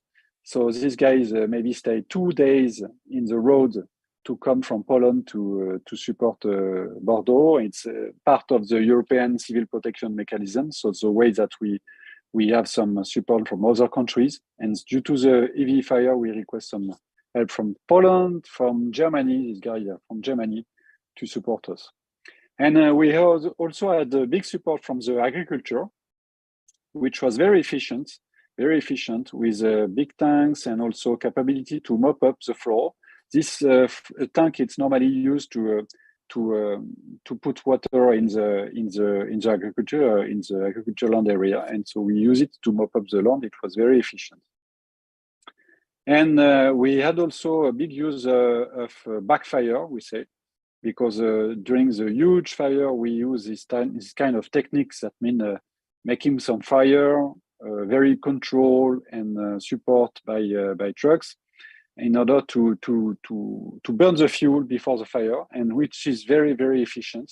And so we had to use this technique in Bordeaux this summer with this kind of equipment to make fire. But unfortunately, we had some damage. We have maybe 50 houses that burnt, many camps. Also, it's a very touristic area, and so we have many camps was burnt in the middle of the forest, and it was not possible to protect them. And also one of the big part of the suppression was to manage the fuel. And so we engage a lot of resources to manage the fuel and to clean the forest before the fire arrived on this position. This is an example of a machine that were used to clean the forest. And so in this picture, you can see a big fire breaks that was done in maybe 2 or 3 days by heavy machine, bulldozer, and so on, just to make a big break for the fire, because it was not possible to stop the fire with the usual equipments. And so the fuel management and the build of breaks is one of the key parts for the very huge fires that we have. And with this kind of break, you have a break of fuel, of trees and bush and so on. But you have also, it's maybe you can see it on the low level of the picture. It's also a break on the pit that we use a bulldozer to push the pit for maybe 50 centimeters. And so that means that you can break the pit in this break and stop the fire, the ground fire. Another machine that is used. So these machines are normally used by the silviculture on the landowner and so on. So these machines are available for the suppression. And this is a aerial picture of the big breaks that have been done. Again, you can see that it's a fuel break. That means trees. So in the pitland, you can see on the left there is some pitland, and in the break there is no pitland. They cut the pitland for more than 50 centimeters deep. Heavy break. And so we had also to use equipment from the army. So fortunately, the French army have some heavy dozers and so on, which was very useful for this kind of fire. And so I recommend to other countries to use this kind of equipment, because it's with this kind of equipment, you can save a lot of firefighter resources. It's very convenient to break the fuel and to clean the forest before the fire arrived. And of course, we have to request a lot of aerial support. This is a private company. This helicopter normally it's used for power line electric power line maintenance. And so we request this company to provide this helicopter to suppress the fire, because we have the own French national fleet to organize this fire suppression with a plane like that and Canadair, but it was not sufficient. And so we had to request some support from private company, helicopter owners of company. I just would like also to mention that we use a lot of chemical retardants, which is very useful. You know, this retardant, it's used in front, not on the fire, but in front of the fires.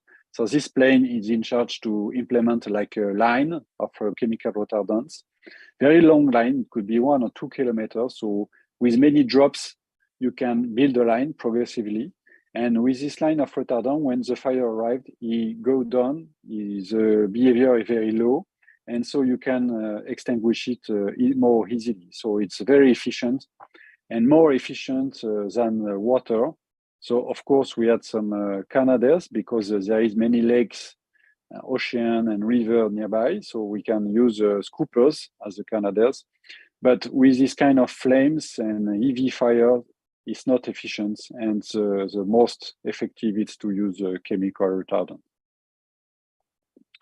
I would like also to mention that one of the issue is to, in this case of fire, it's to manage communication and politics. So as this fire stay 2 months, we had a lot of visits from very high-level representatives of the French government, and it was one of the tasks of the command chief of the firefighter in the field to welcome the politics and to explain the situation, which is very time-consuming and need a lot of resources. So that's a part of the organization of the command. It's how to deal with the host of politics and how to organize the communication, because it's mandatory to do that, but you have to be able to do that and to continue to fight the fire. So this is the Ministry of Defense, because it was a lot of army. We have also visits of responsible of police, because the police was very engaged in managing the community information and cutting the roads, and also to control the law application. And this is the command post. So during a fire, we have like trucks used as a command post, used to command the situation. But in this kind of situation, you have to host some political in your command post, which is a little bit tricky, because the command post is not designed for that. And so it's difficult to manage at the same time the fire suppression and the host of the politics. And so this is on the right a picture of Emmanuel Macron, the French presidency. We came twice on the forest fire. And the fire chief on the left had to provide maps. You know, you can see the big maps. These maps are not the maps that we use for the command and control for the fire suppression. We have other maps, very tactical, very technical, and difficult to use for communication. So we had to produce very specific maps for the politics, for the media, also for the TV and so on, to explain the situation. So it's one also part of the job of the firefighter to be able also to deal with these needs of communication and dialogue with the politic, because the politic will finance also the response and the modification of the law for the next year. So thank you for listening me today and for inviting me for this presentation. And I'm available for some minutes for some questions. And you can contact me also by email or WhatsApp in my telephone. Thank you. Perfect. Thank you, Mr. Duma. It's really heartbreaking when I see that there's an unusual climate obstruct the France after so long time. You said that hasn't been any virus event. So I noticed that some questions for you, but what do you think if you still can stay here for, let's say, for the the next hour, will you be here? Yes. Okay. Yes, I can stay. Yeah. So let's keep those questions. I'll also notice Ian, Michael also have a question. So stay there. Let's continue with our the fourth speaker. I would like to invite first Dr. Sundar Sharma. He works for National Disaster Risk Reduction and Management Authority of Nepal. You have 15 minutes if it's possible, so we can, saving more time for discussion. Thank you. Thank you, Annie. I will try to be in time. First of all, thank you very much for inviting me for this important communication and discussion forum. My special thank goes to Forest Digest and the resource person of Forest Digest, especially Professor Bambang. Yeah, I'm working in the National Disaster Risk Reduction and Management Authority as an undersecretary. At the same time, I'm also a member of the Wildland Fire Group, coordinating UNDRR South Asia Wildland Fire Network. Could you please open my presentation PowerPoint? I have sent before.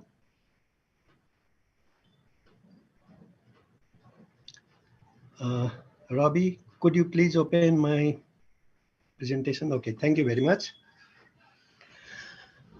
Next slide, please.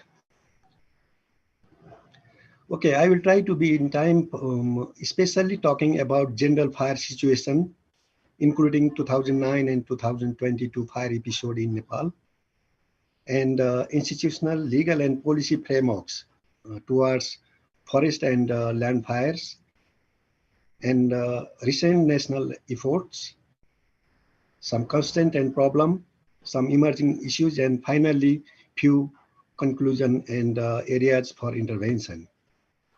Next, please. The ugly truth is that fire is not the problem of single country like Nepal. It is the global problem. During 2009, we can see whole globes is suffered from the fire. In Nepal, during this peak fire season, 749 hotspots detected in the 10 days. Next, please. Next. It is the different year. In 2016, also Nepal suffered from the fire, disastrous forest fires. Next, please. Yeah, 2021 became the more historic fire in Nepal, never seen before. Within these 10 days, more than 2,000 hotspots detected in Nepal, and about 7,000 hotspots detected during fire season in this 2021. Next, please.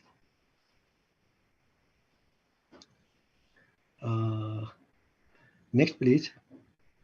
Now we can see these infographics that the fire incidents during the fire season. Fire season in Nepal is generally from the mid-November to the end of May. During this period, in 2021, we can see 6,799 fire occurred in Nepal. But this year fire season now somehow we are relieved, though almost most of the more than 50% continent of the Europe are still burning. But Nepal, now we are in the monsoon season. There is no fire problem at the moment. Next, please.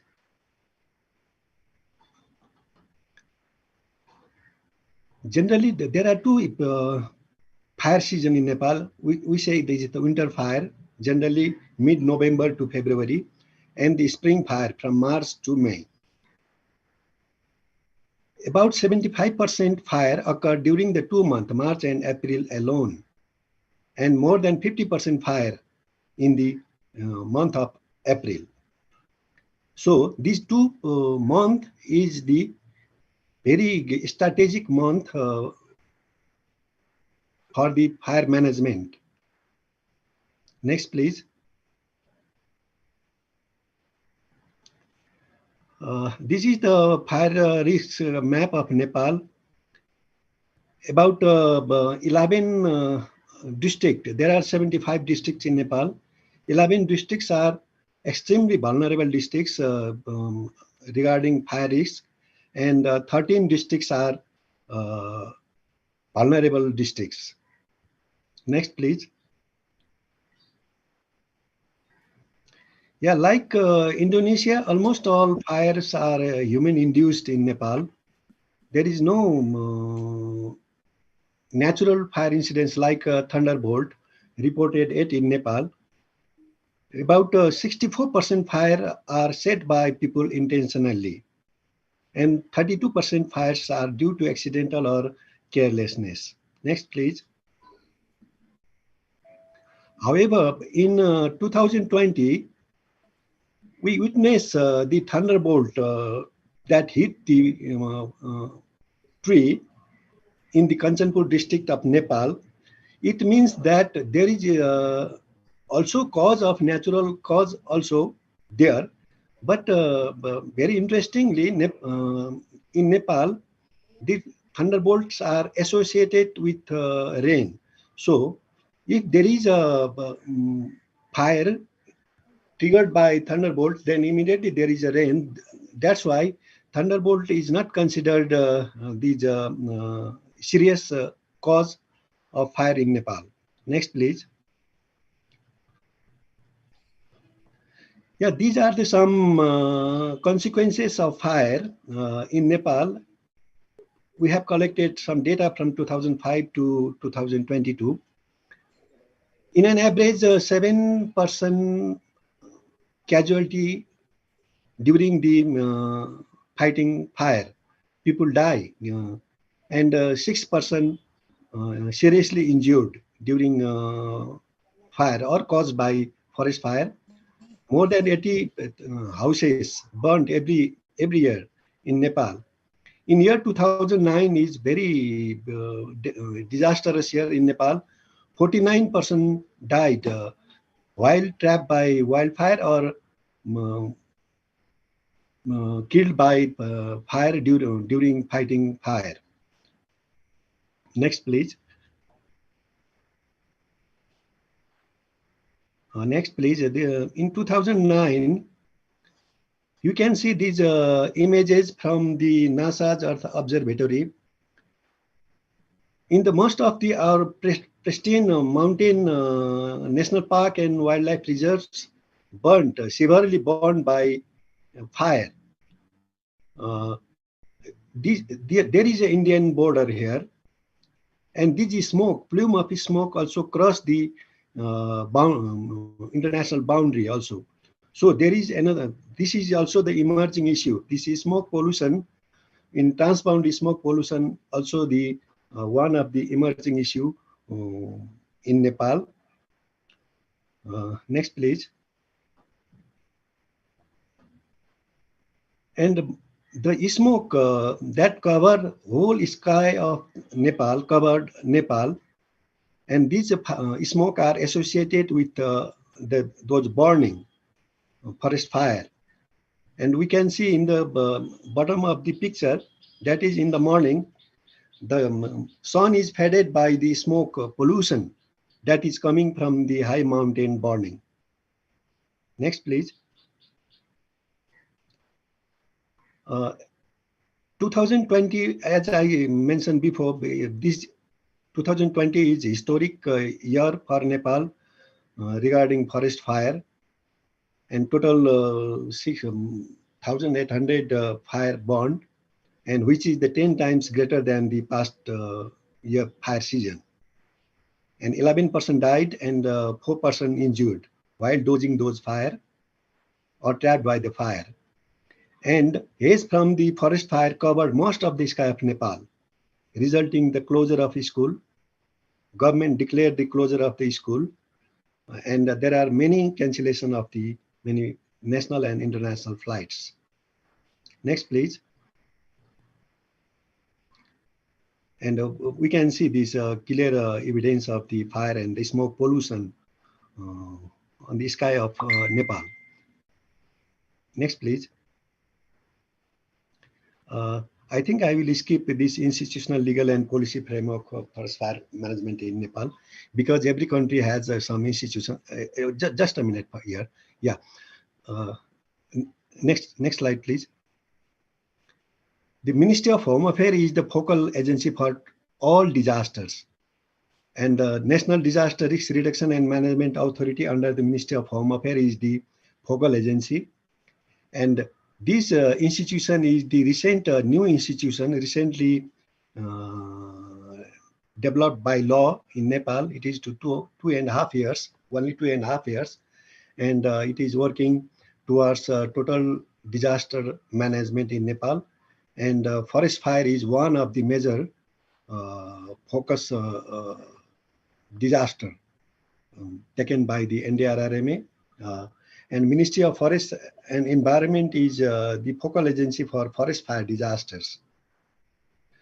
However, there is a institution, bigger institution. There is no any dedicated section or unit that look after forest fire in Nepal yet.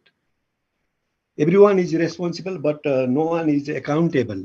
So we need to develop institutional arrangement. That is a dedicated institution is necessary. Next, please. Next. There are some policy documents in Nepal. For example, Forest Fire Management Strategy 2010 is there. And it covers a whole disaster cycle, right from the prevention, mitigation to suppression and rehabilitation. But this strategy is not exactly translated into the action. So this time we are going to revise those national strategy and develop the national strategic framework for disaster, forest fire disaster management up to 2030. Next, please. Let me skip this. Next, please. Anyway, all my PowerPoints are there, and I hope organizing committee will produce some proceedings later and circulate among all participants.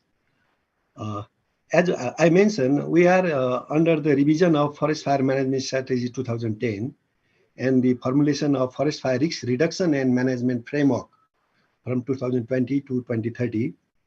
And it is at the stage of final stage, this framework is there. Now it is in the revision process.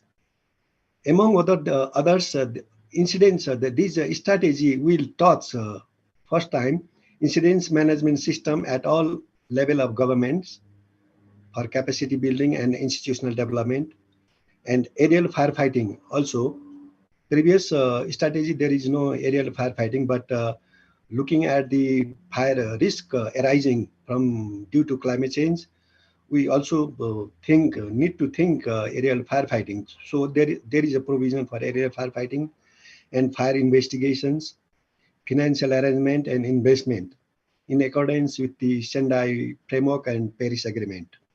There is a very clear-cut financial arrangement is there, and relief and reconstruction support to damage and loss by the forest fire, and some risk transfer mechanism like insurance mechanism. Next, please.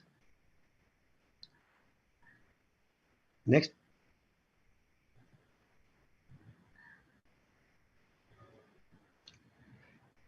At the same time, National Disaster Risk Reduction and Management Authority is formulating national strategy and the framework on air pollution.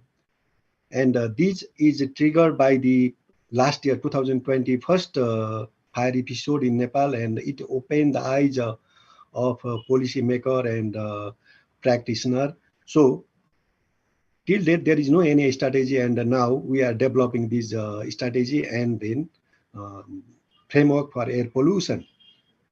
And it also talks the transboundary smoke and air pollution, and issuance of state of emergency. For example, air quality index, if it is greater than 300, then government of Nepal will issue the state of emergency.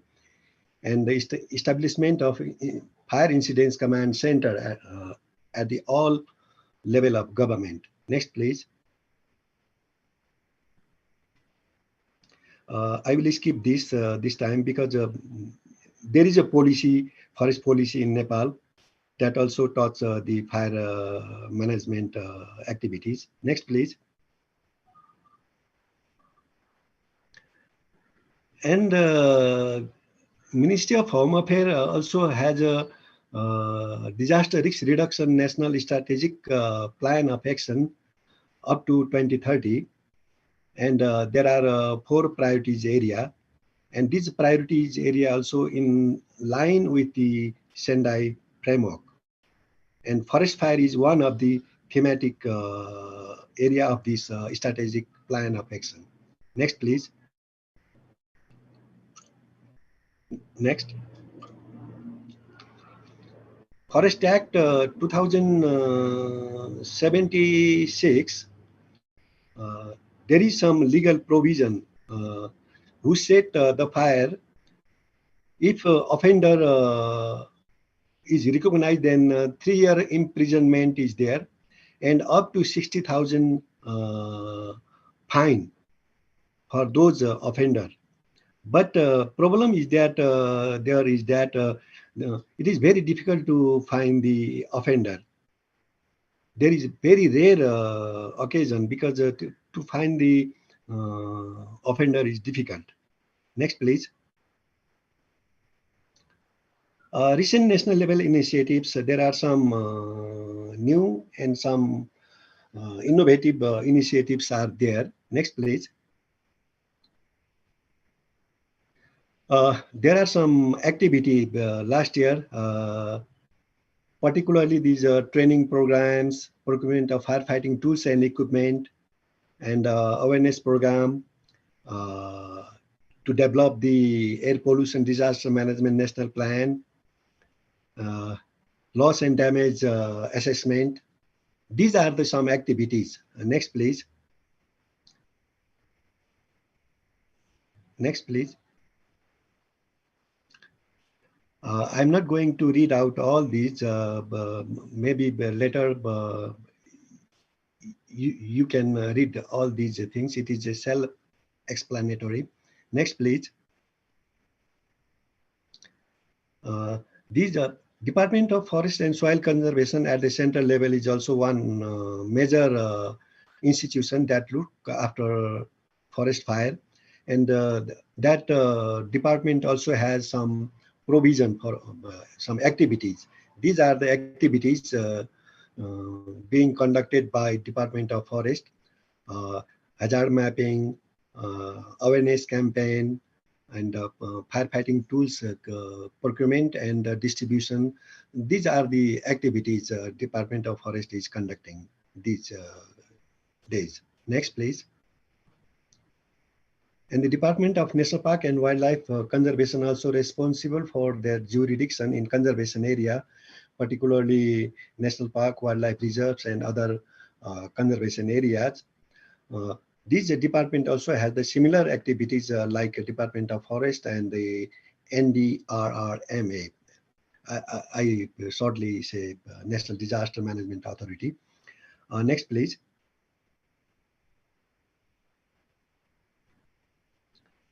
Next, please. And it is very interesting that in the past 3 years, the government of Nepal has increased their budgetary provision, particularly when National Disaster Management Authority established 2 years ago. Then budget by this authority increase significantly increase in the budget. Next, please. And last year we have approved these private housing reconstruction guideline. If there is houses destroyed by the forest fire or other fire, then victims will get some relief money to construct their private house. In mountain, in Himalaya area, 500,000. In mountain, 400,000. In Tarai, 300,000 Nepali rupees. Nepali rupees is 130 equivalent to $1 US these days. Next, please.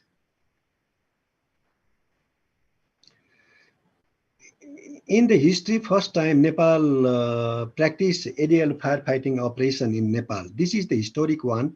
In 2020, 𝗙𝗵𝗿𝗲 temple in eastern region of Nepal, that is the cultural heritage site. And that temple is trapped by the fire. And the first time, private heli company supported the government of Nepal for aerial firefighting by using 𝗙𝗵𝗿𝗲. And similarly, in 2021, also in Shivapuri area near Kathmandu Valley, and the same company, 𝗙𝗵𝗃 supported the aerial firefighting operation. Next, please. These are some photographs published by the 𝗙𝗵𝗃. These are the 𝗙𝗵𝗿𝗃. But if we see the flying height of the helicopter, it indicates our firefighter, private company firefighter, or our Nepali army pilot need to be trained aerial firefighting, because we can see it is too high, I think. Next, please. And there are some community-based fire management groups were formed in Nepal, in covering whole Nepal. Up to now, there are 72 volunteer firefighting groups. We call these is community-based firefighting groups are there, generally 20 to 30% in a group, with some basic firefighting training and appropriate hand tools they have. But there are more than about 23,000 community forest users groups are there in Nepal. But up to now, we have only 71 firefighting group there. It means we have to long way to go to train all those community forest users group in Nepal. That's why we need some dedicated plans and programs to capacitate all those community groups. And at the same time, our security personnel, especially Nepali Army, Nepal Police, and Armed Police Force, who are the first responder. If there is a fire, they are the first responder. But they also need some basic training with appropriate ground firefighting hand tools, with the support from the aerial firefighting in future. Next, please. Excuse me, Dr. Sharma, do you still have more slides? Yeah, I think now I'm almost near to close. These are some photographs. Next, please. Okay. I will skip some slides. Next, please. Next. And of course, this climate, wildfire and climate change interaction is one of the emerging issue, and transboundary fire also another emerging issue in Nepal. Next, please. Next, please. And probably this is the two slides, last slides. And there are several national and regional and international consultation and resolution regarding forest fire management, not only in Nepal, but in South Asia also. And all these consultation conferences, it concluded to establish institutional setting in all level. Almost all countries in the South Asia region had the similar issues and the problem. And Nepal also, Nepal now going to federal system. So there are 3 levels of government, and to institutionalize all 3 levels of government, we need to institutionalize institutional setup in all government, and creating enabling environment for financial and technical and other research support for forest fire management. Next, please. And we need the international cooperation in fire management, emphasizing community-based approach, incorporating scientific tools for fire detection, monitoring, early warning system, and to develop the fire management programs and projects, longer term programs, and to seek the international support for the implementation. These are my some thought that I shared with you. If there is any question, comments, I'm available for more few minutes here. Thank you very much. Thanks, Dr. Sharma. I also see some questions for probably more about suggestion from Dr. Asif Suntana. If it's possible, I think this is really interesting, if to have a short narrative statement concerning how effective and efficient the law or regulations to reduce the forest and land fires in every country that represented by the presenters. Because I can, it's intriguing me when Dr. Sharma say that there's a law, you've got a lot of regulations, but finding the offender is difficult. I think that's something that's intriguing. So yeah, I just want to say thank you, and I want to say hi to everyone. How's everything? Sleepy? Boring? Are you still there? Interested to continue with the last presentation from Dr. 𝗪𝗱 𝗁? He's really enthusiastic about fire management and proud brigade. Also, you also right related to that. That's why you also need Professor Johan to answer the question, because for you it's really critical. So let me give you 15 to 20 minutes. Make sure that we still have some time for others to ask you. Gonna be quick. But would you please share my slide? I think it's better that way. Thank you.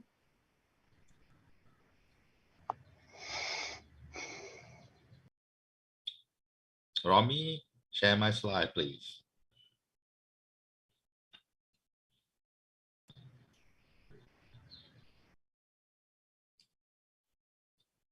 Okay. Quickly, I don't have many slides, but okay, let me introduce where I come from. At least I use 2 here, as I have so many, a couple. I'm the senior expert at the Faculty of Forestry, 𝗪𝗱 University. And then we established to work with Bambang Center. So we have the Upper ASEAN Wildland Fire Special Research Unit under our Forestry Research Center, because we have different vegetation. You're talking only about the peat fire all the time, but we have different vegetation. In the south of Thailand, we also have this peat fires, but not big like Indonesia, so totally different. And then I keep asking Bambang many years, please work with different vegetations and different weathers, but it turned out that not yet. So we decided to try to have our own, but we work together under Chief Johan. And then I'm also currently, but will change soon, advisor to the Director General of Pollution Control Department. So I basically working with 3 different departments that really related to this forest fire and smoke.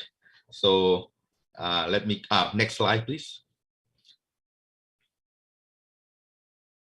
And the 3 departments that I mentioned is Pollution Control Department, dealing with the smoke, the air quality, Department of National Park, Wildlife and Plant Conservation, and Royal Forest Department, dealing with the fire control.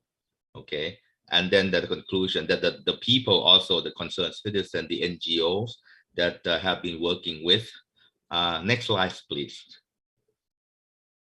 Okay, before going into this, for the forest fire control, people are talking about this. We in Thailand began in 1970s. Okay, mentioned by His Majesty the King, the late King Rama IX, that we had the issue of the forest fires. So we asking the expert from Canada to come in 1971 to assess the situation, and it turned out to be very bad. So we decided to send Royal Forest Department at that time decided to send the selected staff to learn forest fire control in Canada, Forest Service, for 2 years for his master, and came back and tried to establish forest fire control in Thailand. And finally, officially got the real budget for Royal Forest Department to work on this forest fire control in 1981.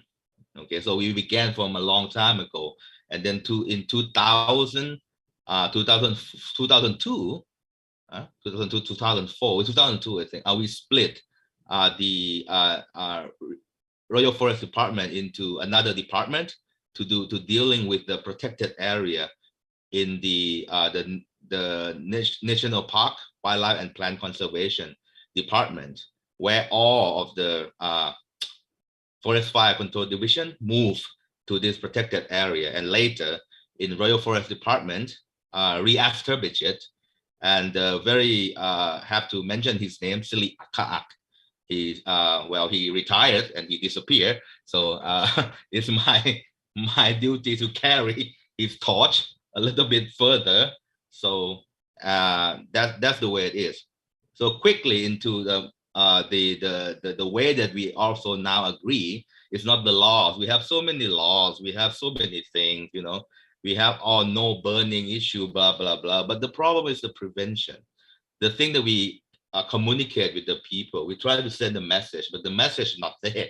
So here I would give you that what we're trying to send the message to the people in different channels, working or not working, have to wait and see, because the new generation, they don't you know, just walking, we can just walk and talk with them anymore.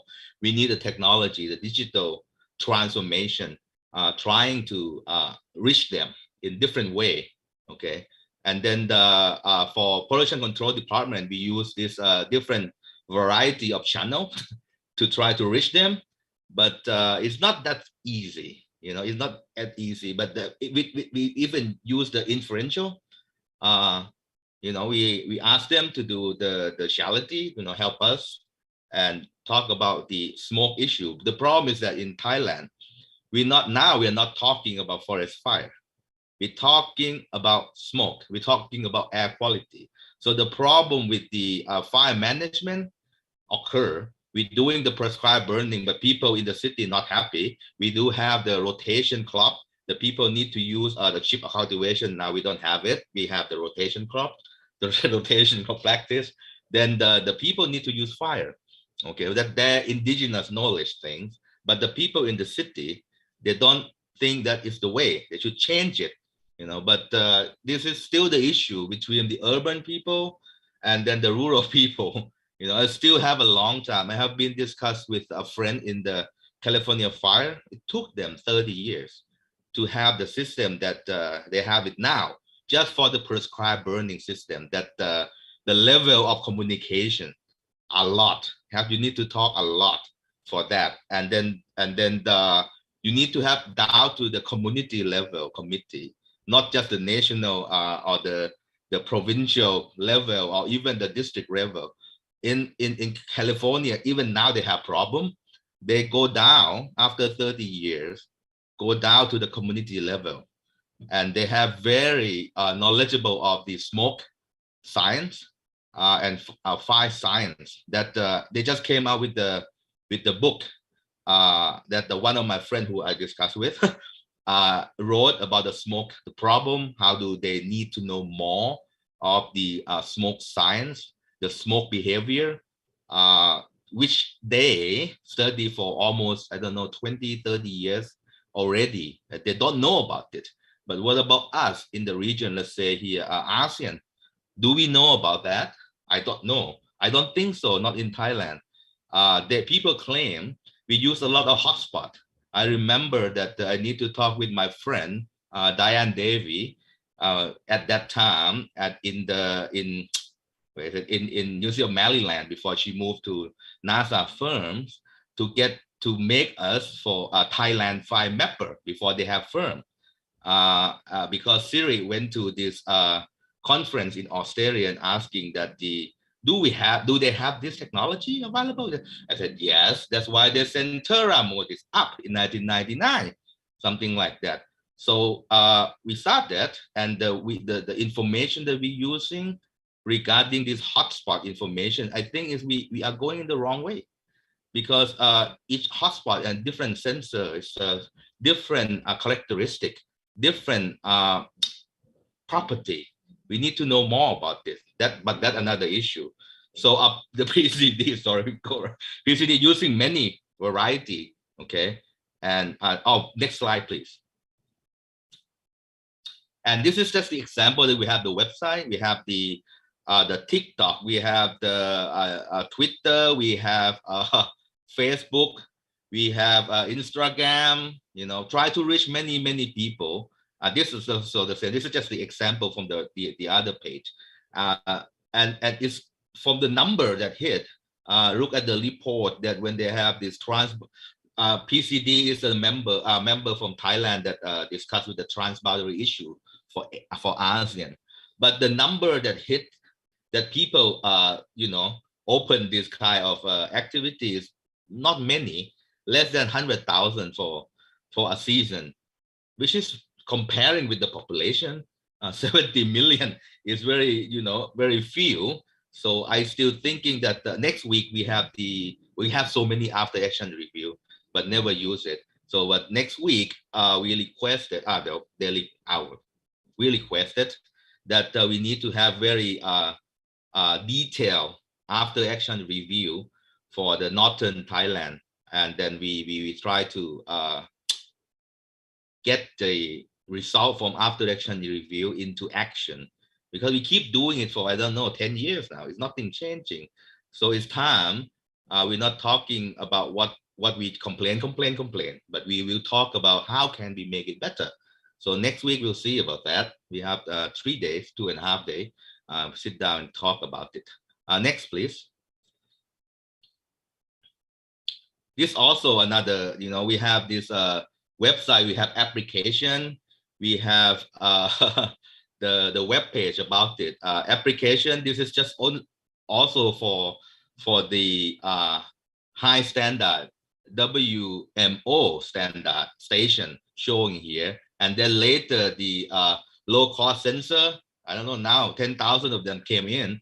So now we are in the process to integrate those information in another layer, because it's not having the standard which we need to discuss within this system. And they also have their own system. They got funded by different agency. The National Research Council of Thailand giving a lot of funding to build this low-cost sensor, and with the different platform, different sensor, different quality. But all the professor, researcher that got the funding claim that their sensor can do the same as WMO standard.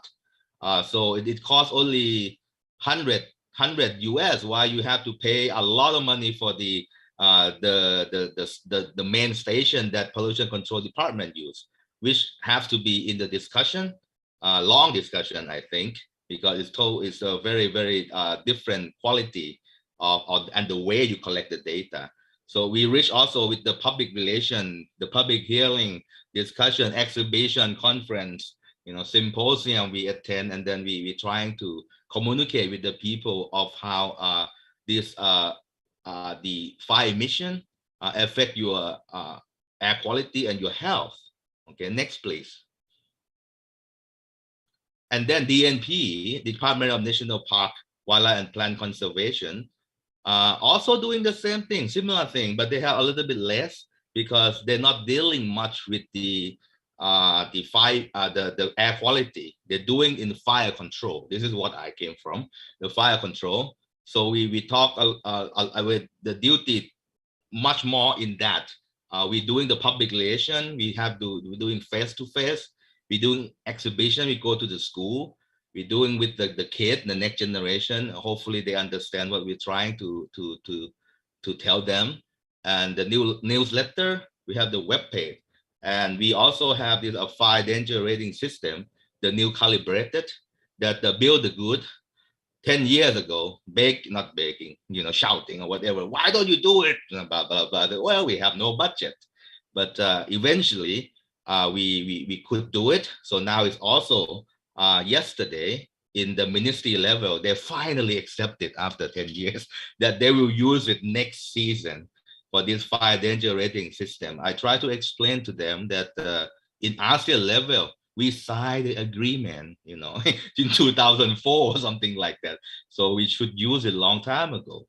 So now they just agree that yesterday that next year they will officially use it because they told the minister, and then it's in conclusion. I need to wait until the final conclusion that it really, because you have to get approved from the cabinet, something like that. So we have to wait for that. And then they have the Facebook. Next, please. The original Royal Forest Department, okay, they now separate into two departments, but they still have this Forest Fire Control Division. So doing less, because they're dealing with the decentralized of the fire control to the people. So they don't have the main thing to do the fire control anymore. They have to give this the fire control duty to the people, to the district level. So it's going to have a long way to go. So they're doing the public relation and the training for the district level, and hopefully all over Thailand will learn more and more. So that's their duty now, but they still have this Firehawk, a new one established maybe 7-8 years ago, 10 years maybe probably, to dealing with a special case, so they can move around like a fire tiger in the Department of National Park around the country. Okay, next please. So also the many NGOs, many foundations, many organizations that they're trying to, and the citizen, they're trying to push for the Clean Air Act in Thailand. But the law still, going into the parliament and stay, and then rejected, and we do it again and again. So we have like a communication group every day, discuss a lot about this. But the problem is that it's urban people against rural people, or they say like indigenous people have to change the way they live. But I don't believe that. I mean, like, hey, we can have live together, don't blame each other. But it's a long way to go. We need to talk about that. But they are very strong. They got support by the UN or World Bank, many WWF, Greenpeace, they got a lot of money. But still, they have to reach out more in order to really make it work. The communication still not fully, go around. And the most important thing for forest fire that we now agree is prevention. When you suppress, you spend a lot of money. Prevention, you spend much less money, but you need to talk and discuss. And the middle people that have to be very skilled and very patient to talk, because from with different opinions, you have to be patient to listen and give the reason to each other. But this is long process. Like I said, for California, it took them 30 years to try up to now that to understand each other is quite very difficult and a lot of communication. Okay, next please. And for a conclusion, this Pollution Control Department, Royal Forest Department, Department of National Park Concerned Citizen and Foundation or NGO have tried hard to reach out to the public in many methods, you know, that I have said, the different now, the digital media, so face-to-face, walking to the house, talking with them, the public hearing what you want to complain, we will listen, but we didn't do anything. It's the problem also. Change the law, have this, trying to do the webinars like we are doing now.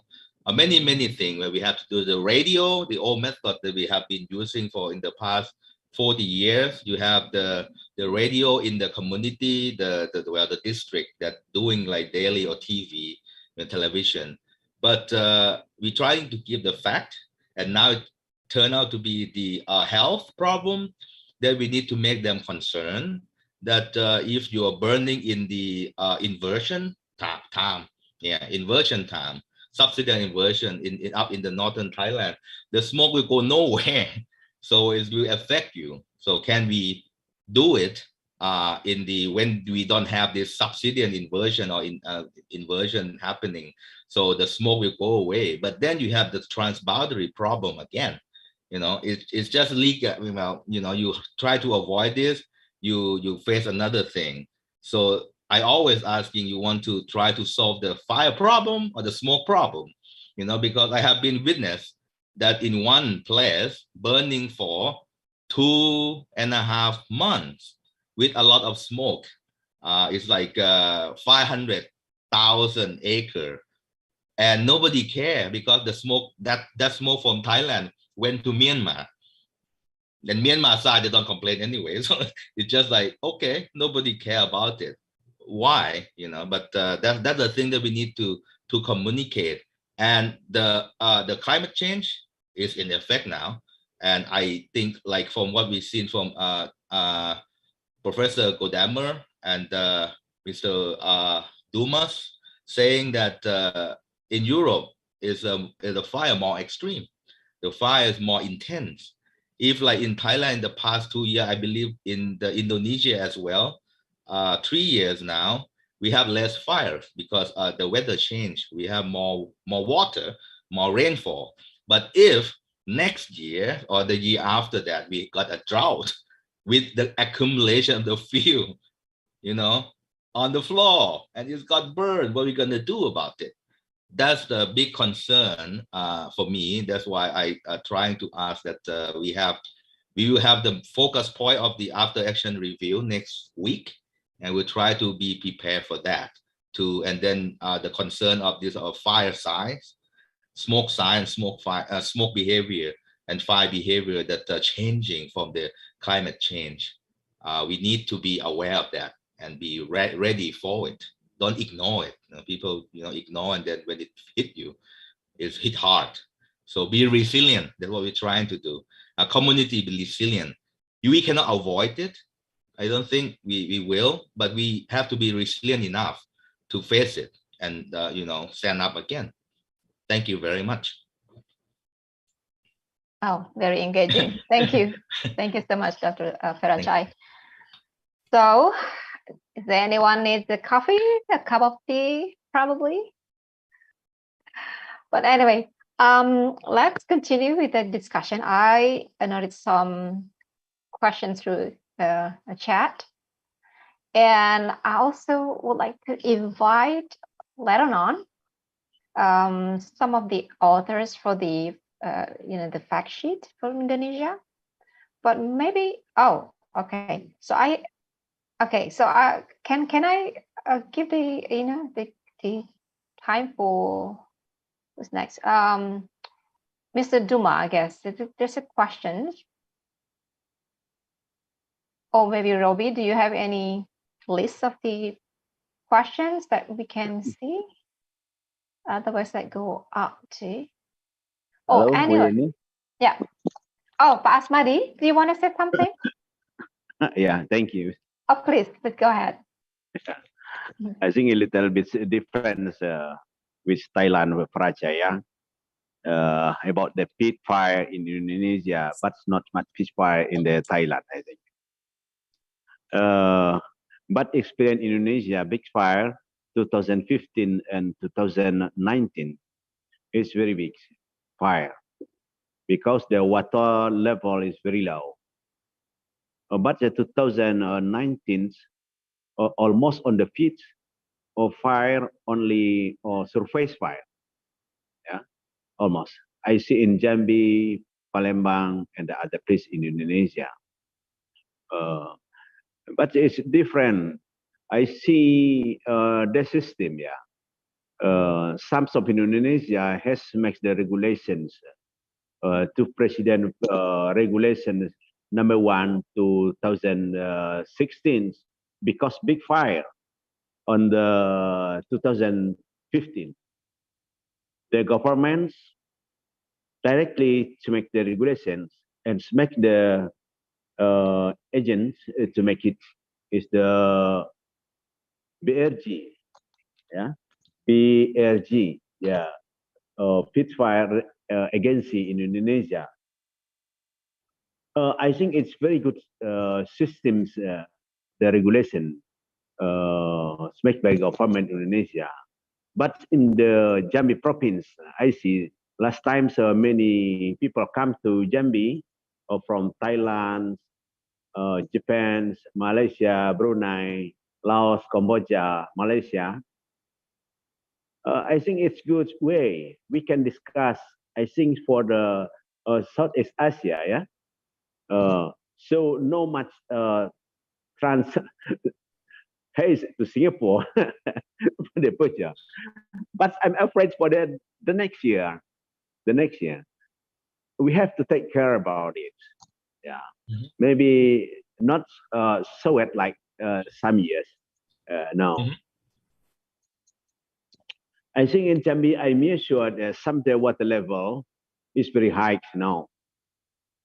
I done little bit aware about the fire, but the next year, I think we have to take more care about that. But the regulations of Indonesia, many regulations, I think, and the implementation is very, very low. We have to make more socialization to the company and people live and to protect from the use fire to clean the land. It's the problem. A small holder in the village always do like that. But now the government start implementation. If someone do that, they cannot escape from the police. Yeah, the police start go there.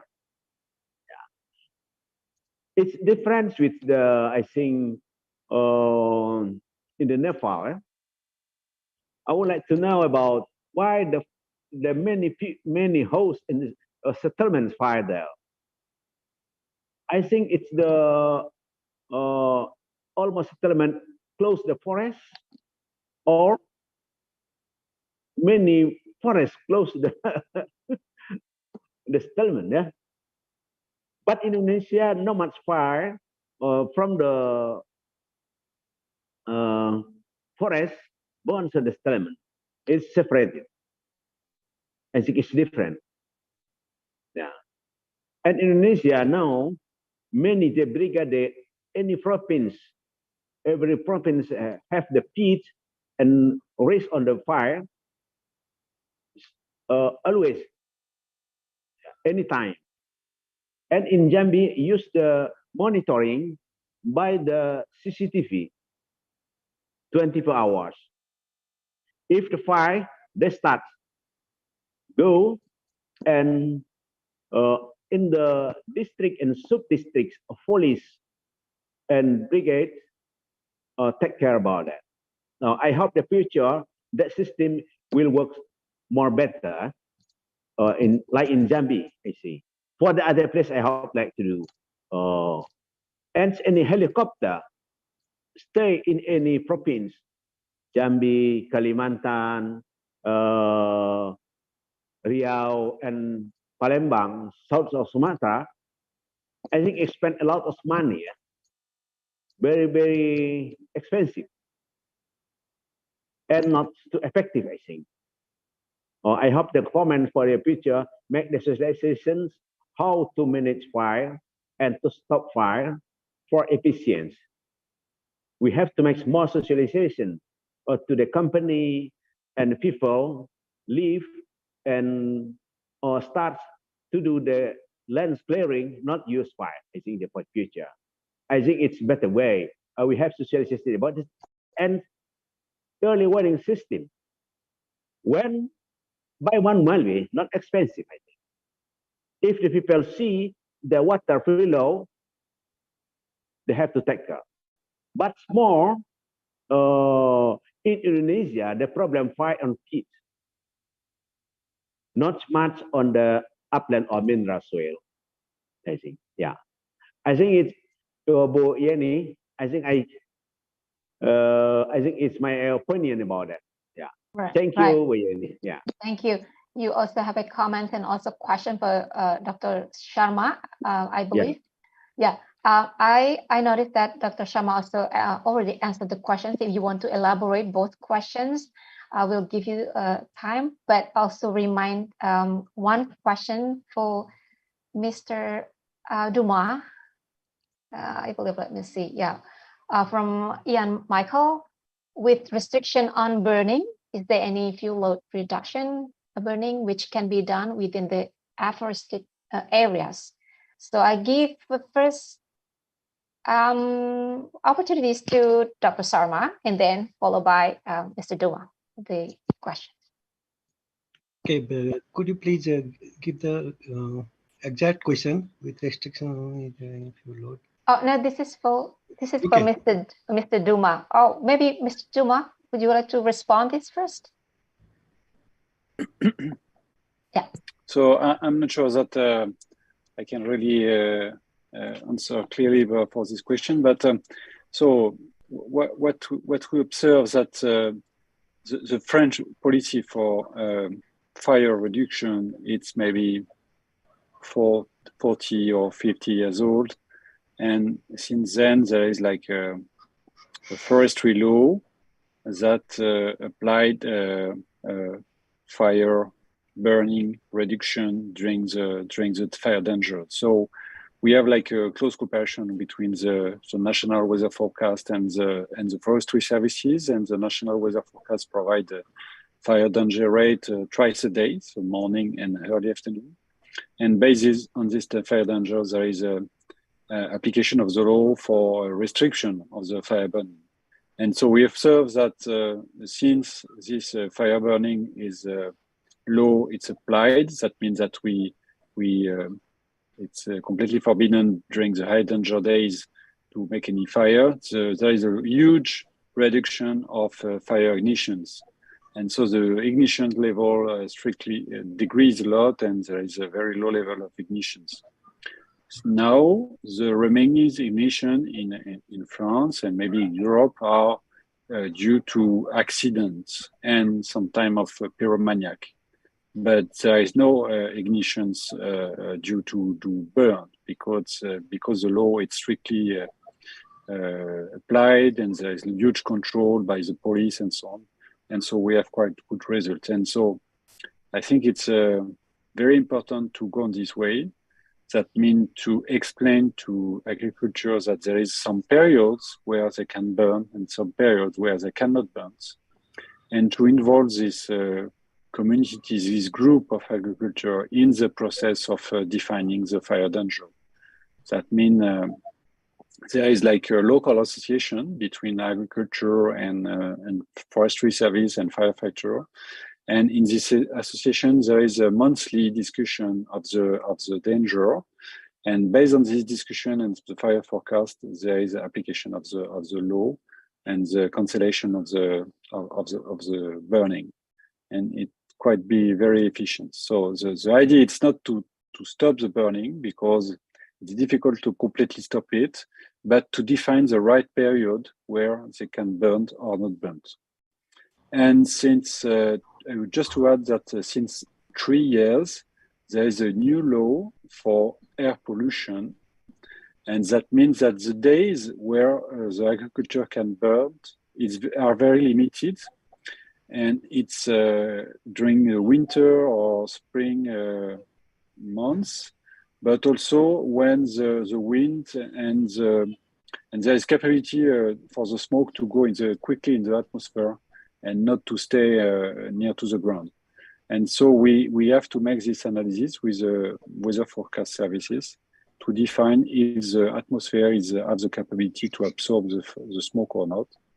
And so the days open for burning are limited, but the agriculture understand this system and it's well engaged on this.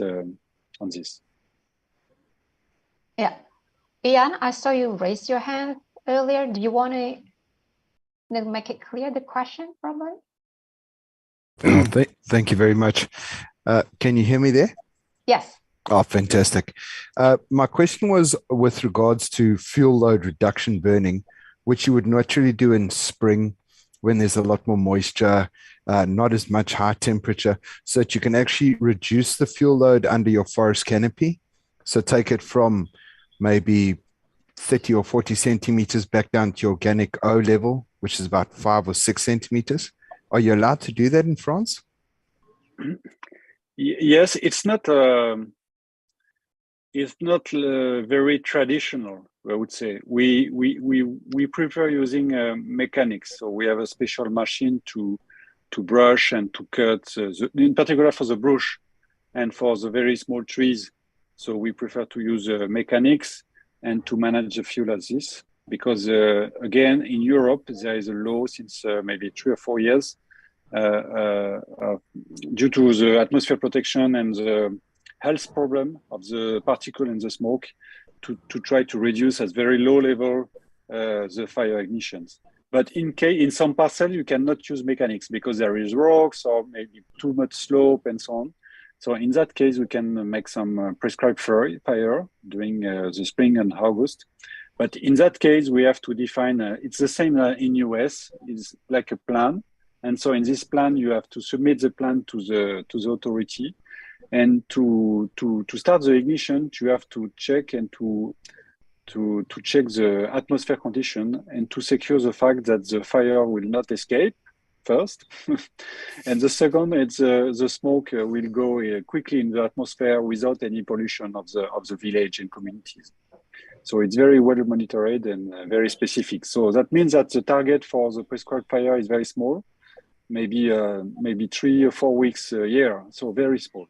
So everything is prepared, and when the window is open, we initiate a lot of prescribed fire. Oh, perfect. Thank you so very much. Okay, thank you both. And I saw that Dr. 𝗙𝗏 also raised the hand, but let me give the chance to Dr. Sharma to answer the questions. Okay, thank you very much, Annie. I also agree with Dumas and the query from the Ian. My personal perspective is that restriction on burning is the bad strategy. It is wrong strategy, and it is impossible to restrict burning, either in the agriculture residue burning or in the forest prescribed burning. Prescribed burning, controlled burning is necessary to reduce the fuel load so that we can reduce the extreme fire events. There is some trade-off between emission from the controlled burning, but in many literature shows that if there is an uncontrolled burning that emit a lot of pollution, emissions, compared with the controlled burning. In Nepal, there is no any restriction to agriculture residue burning. But my opinion is to reduce those agricultural residue in agricultural land for the alternative use, to make hay for cattle feeding. Most of the people are based on subsistence economy is based on agriculture in Nepal, farming and cattle farming, agriculture farming and cattle farming. So that can be used for the alternative use for the cattle, dry fodder. And it can be used for the alternative energy, production of alternative energy in the agricultural land. Whereas in the forest floor, every year there are accumulation of the carbon by fallen leaves and twigs, and that if that is accumulated for many years, then it can be the carbon bomb. If there is a trigger of the fire in the forest, that may be the disaster, big forest fire. So recurrent controlled burning is necessary in the context of Nepal. In Nepal, in our national park and conservation areas, those institutions, every year they practice controlled burning so that they can manage the habitat for wildlife, at the same time reduce the fuel load on the forest floor. Therefore, my view is restriction on burning is the wrong, should be the wrong strategy. No matter it is in a developing country or like Nepal or India, Myanmar, Bhutan. Also to the developed country like America, Europe. If they, because in many cases you can see in California, fire in California, it's because of the accumulation of the fuel load on the forest.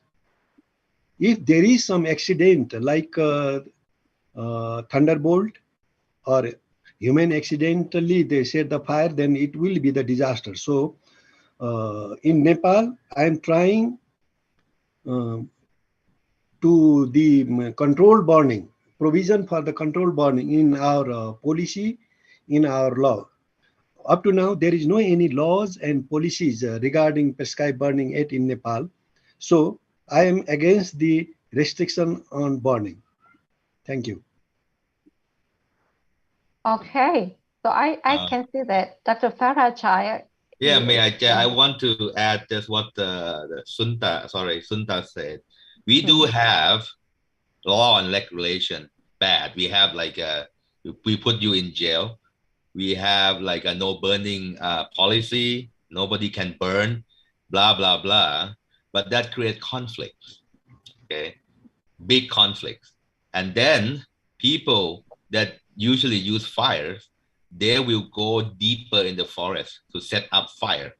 So, or the authority, we have to go further, then they will come back and burn outside. You know, it's an endless issue that we're trying to do, but not easy to solve this, because the urban people, again, it's about smoke.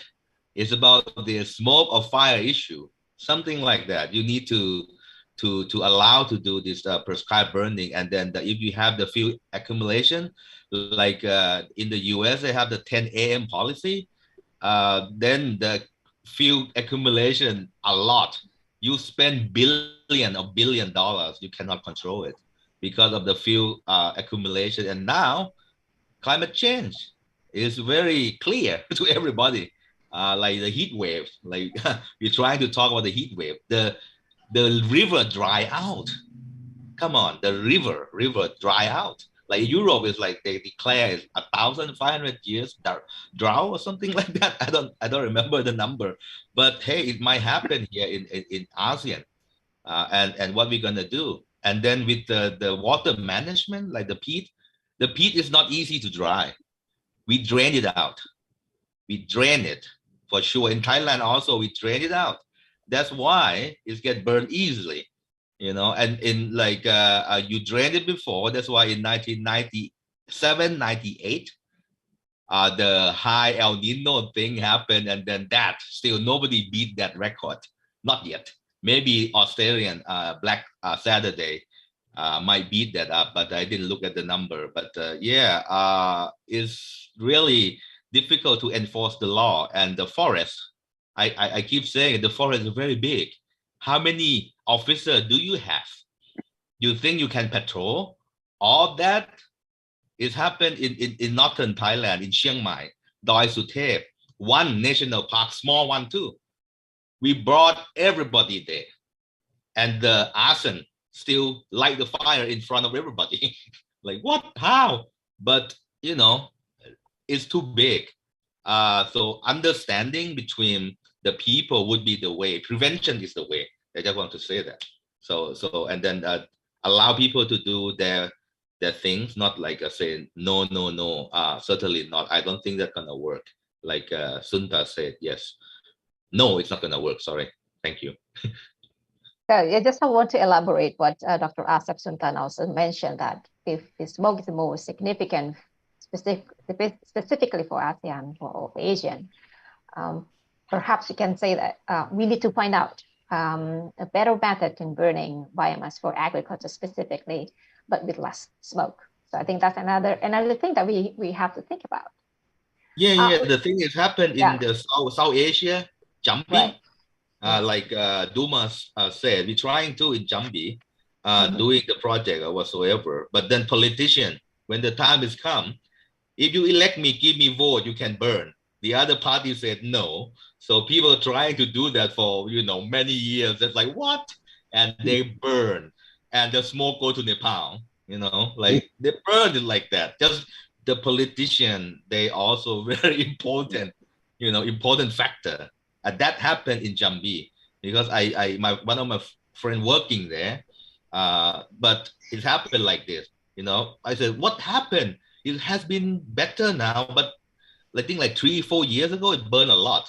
And because the politician is election time, one party said you can burn, but vote for me. So people burn and a lot of smoke. Yeah. Okay. So this is really interesting. What do you think if we invite one of the authors from the fire factor from Indonesia? Is there someone, probably Bapak Wahyu Perdana from WALHI? Perhaps you want to say something about it, or maybe you find something in the field. Is that so? Is it right? Or maybe one of Pak Wahyu Perdana. Okay, do you want to say something? Please, yeah. This is clear? Yeah, I can hear you. I can hear you. I just confirm what before said. Politician as part of stakeholder important, because in our research, usually the increasing of the concession area, then sometimes the majority area burn in concession area is increased in political years before the election. Usually the pattern is before and after. We cannot say that as the there is political money, but that one of the indicator. That's one's things. The second is, I think if you see on our fact sheet, many law enforcement, but till the final position at the court is very minimum, then there is the big problem in law enforcement. I think the stakeholder who's responsible, not only government, politician, but include the corporation.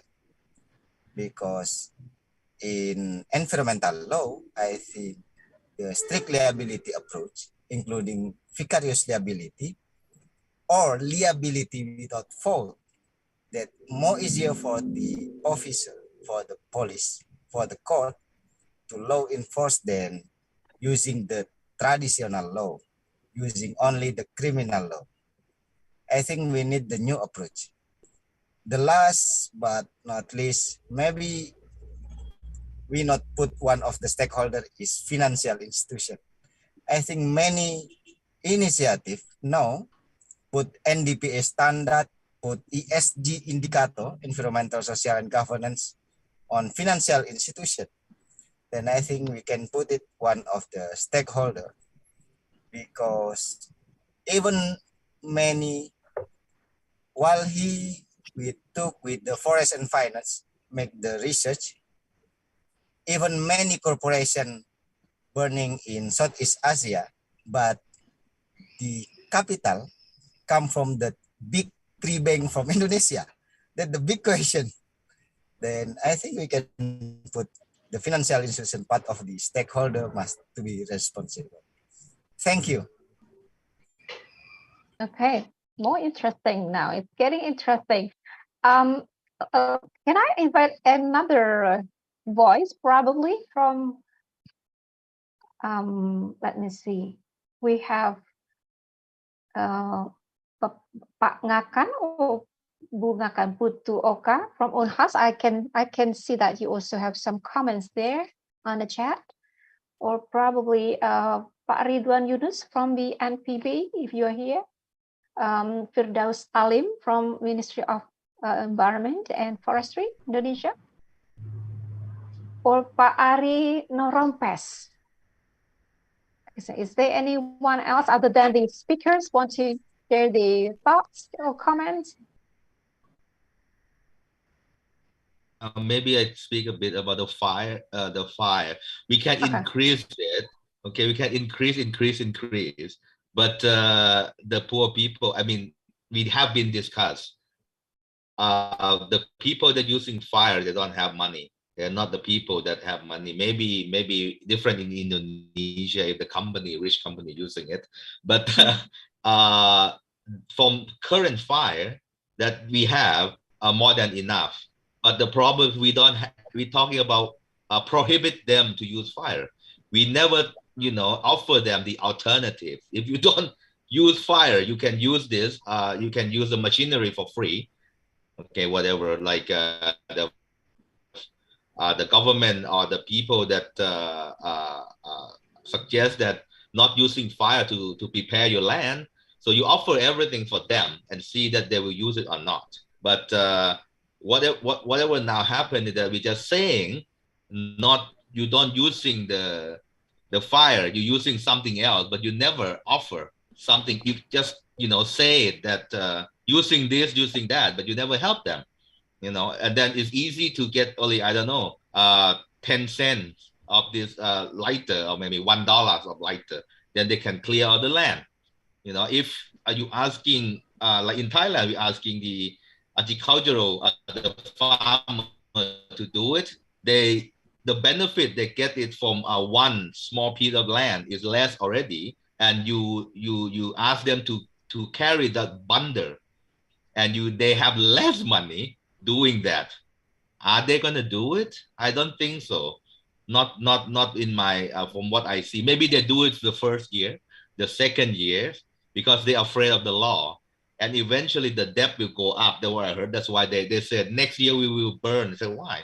Because they need to get money from the outer system. Now the debt is too high for them to bear. They go to jail than to not setting up the fire, use the fire to clear the land. Like, wow, okay, really? And then they burn a lot the following year. So this thing is like not the way to really punish people on that. To answer the question, I really don't know, but climate change really involved. So many things we don't know. The data that we have, only a few hundred years, I guess. I don't know the real data that we correct after industrial revolution or something like that. But the effect we never know. But the evidence that what we have seen is getting real. Getting like now it's a climate crisis. That what I'm not really calling is climate change or whatever, but I see climate crisis, and you need to do more than what we are doing now to help each other. But just to order it, or go to, I don't know, the COP 27, 28, declare that. Not gonna happen, because people too many poor people, like in Africa, you know, they need sustainable life. They need like better livelihood, you know, like payment for equal service. I've seen many. But when the project ended, they go back to the same thing because the project already ended. You know, nobody paid them. So it's like, okay, you know, wait for the, you know, maybe we burn more, we get more money. I keep saying with the Chief Johan that, oh, we want some support too. But because we burn less than Indonesia, that's why we got no support. So we have to burn more then to get more attention, which is not the way. Just teaching him, you know, like, hey, you know, support something, or, you know, try to work together more, because we also have forest fire or agricultural open burning, something like that, not just only peat fire, you know. And now you have zombie fire, which is much more than the Indonesian peat fire in Siberia, that they also getting bigger and bigger with this climate change happening. But the effect somewhere will get drier, somewhere we'll get more rain, more water, but it will keep moving. And this heat wave, I don't know when it's gonna come to ASEAN. I think it went to China already lately. The river already dry up. And then early this year went to India, to Pakistan and India. And then last week, 2 weeks, maybe 10 days ago, last week, the flood, the water came, a lot of water, in the same area that got the drought in the same year, which has happened last year with Canada also. Canada got a big flood and more fire in the same years. So to answer, I don't know, but it is a little bit, I think it is related. Thank you. Okay, thank you. I think you just answered these questions. And I also invite another participants. I noticed that Bu Galuh, probably. Do you want to talk directly to instead of through chat? Wow, okay. I didn't expect this. But yeah, I was just sharing the what's happening within the youth movements, speaking about politicians and political agenda, especially next year. There are concerns that youth, especially first-time voters, will not vote because of their distrust to the current system. So there are so many movements right now about that encourages young people to vote, prevent them from being abstain, and emphasize candidates, especially with environmental related vision. So I think it's a good timing, I guess, with the fact sheet, and then with the many movements that forest fires and how to prevent them should be mainstreamed, especially for provincial and district representative candidates. So maybe these kind of movements could also be, partnered by universities, governments, just to mainstream this very critical issue that not so many people care about, especially as Professor mentioned, that from the urban area, not many people are aware of this. Maybe that's more like a statement and sharing of what's going on in another perspective. Awesome. Thank you, Bu Galuh. So I can see that you really pay attention during discussion. So thank you so much for giving your voice to us. I also noticed that, Ian, do you want to say something, please? Yeah, I just want to agree with Ibu Galuh. One of the things that we've noticed in Riau province, Sumatra, is that every single tahun politis, the fires are 200 or 300% more during those years. And then the hardest part is that we've noticed that the political years, Pilpres, are actually starting to coincide with El Nino events. So when we look at 2015, when we look at 2019, and before that, 2013, 2014, those were big years politically. And we must be aware that as soon as the politics start to play a part, the fires get really, really big, really quickly, especially in the rural areas. Just a comment. Yeah, right, you're right. Thank you. Do we have, it's now 4:04. I wonder if all of us has already, your thoughts, if you want to have any, if you still have any comments, we can give you some time before we close this session. Or is there any comment probably from the authors of the fact sheet from Indonesia? Pak Asmadi, is everything, you already mentioned everything that you come up in your mind? Or do you still have one more thing probably? Yeah, I agree with the political world is important. I see it's related. When the elections and the president election, usually big fire event. And that time the same with the dry season. That for the future, I hope the government and socialization makes more to the people and the government, and law implementations must be done better. Yeah, thank you. Thank you, Pa. And just to remind you all that we already circulated the PDF for the fact sheet from the fire and emission in both Bahasa and English. So please read. And I believe that this is not stop here. It means that we need to do something in the future, and we need to work to collaborate to make everything is not only on the paper, but also put on action. Yeah. If there's nothing, yeah. Pak Aswadi? Yeah, in action is more important. Yeah, I see in the field. Right. Yeah, right. Yeah. Okay, so can we pick, Pak Asep, do you want to ask a question directly? Or the statement? Yeah, just simply to have an opinion or statement from Pak Dumas in terms of the enforcement of law and regulation in France. Of course, concerning the fires and emissions. Thank you, Bapak. Yeah. Pak Dumas, do you have a short, the narrative statement, how effective the law and regulations reduce the forest and land fires in France, please? Yes, thank you for the question. So again, I think the right way to proceed is to find the right balance between regulation and the way of living of the communities, which is difficult.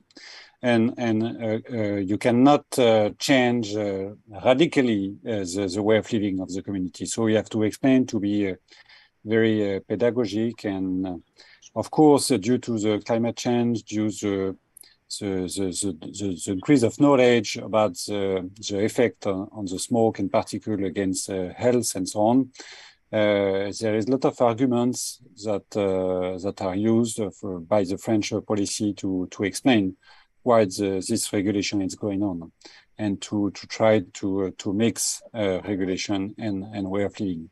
So as I explained, the general idea is also to combine it and to try to open some windows, some target for people to continue to burn, to continue to work as usual, and to explain that during the other days there is no possibility to proceed as usual because there is too much danger or too much effect on the health.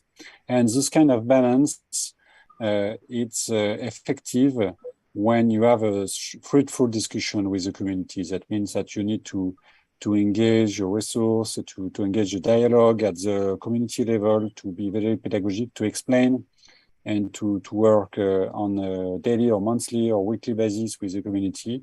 And it's like a continuous work all the year long And we have, when you have this kind of fruitful discussion, we have like a confidence of people, and you engage the trust of the communities, and then they can follow and apply the regulation, and because they trust you.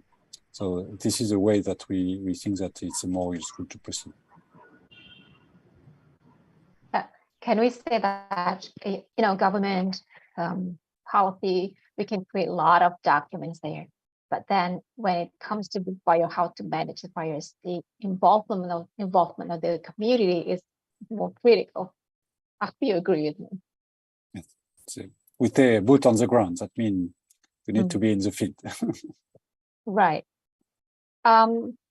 Pak Asep Suntana, do you want every speakers to make also a narrative specifically? Yes, thank you. Yeah. If it is possible, yes, thank you. Right, I think that's also, if you don't mind, just give a short brief of the conclusion from your side. So before we close this session, I will invite Dr. Sundar Sarma first. To give some, thought, brief summary. Okay, thank you, Annie. In fact, this is a fantastic discussion. I found I enjoyed a lot. Thank you very much for inviting me in this discourse. Forest fire and climate change interaction is the global issue, and in this topic, we all concerned people come in the same forum. You bring all experts, environmentalists, especially 𝗙𝗲𝗁 also there. One concept I love the most is the first-time voter.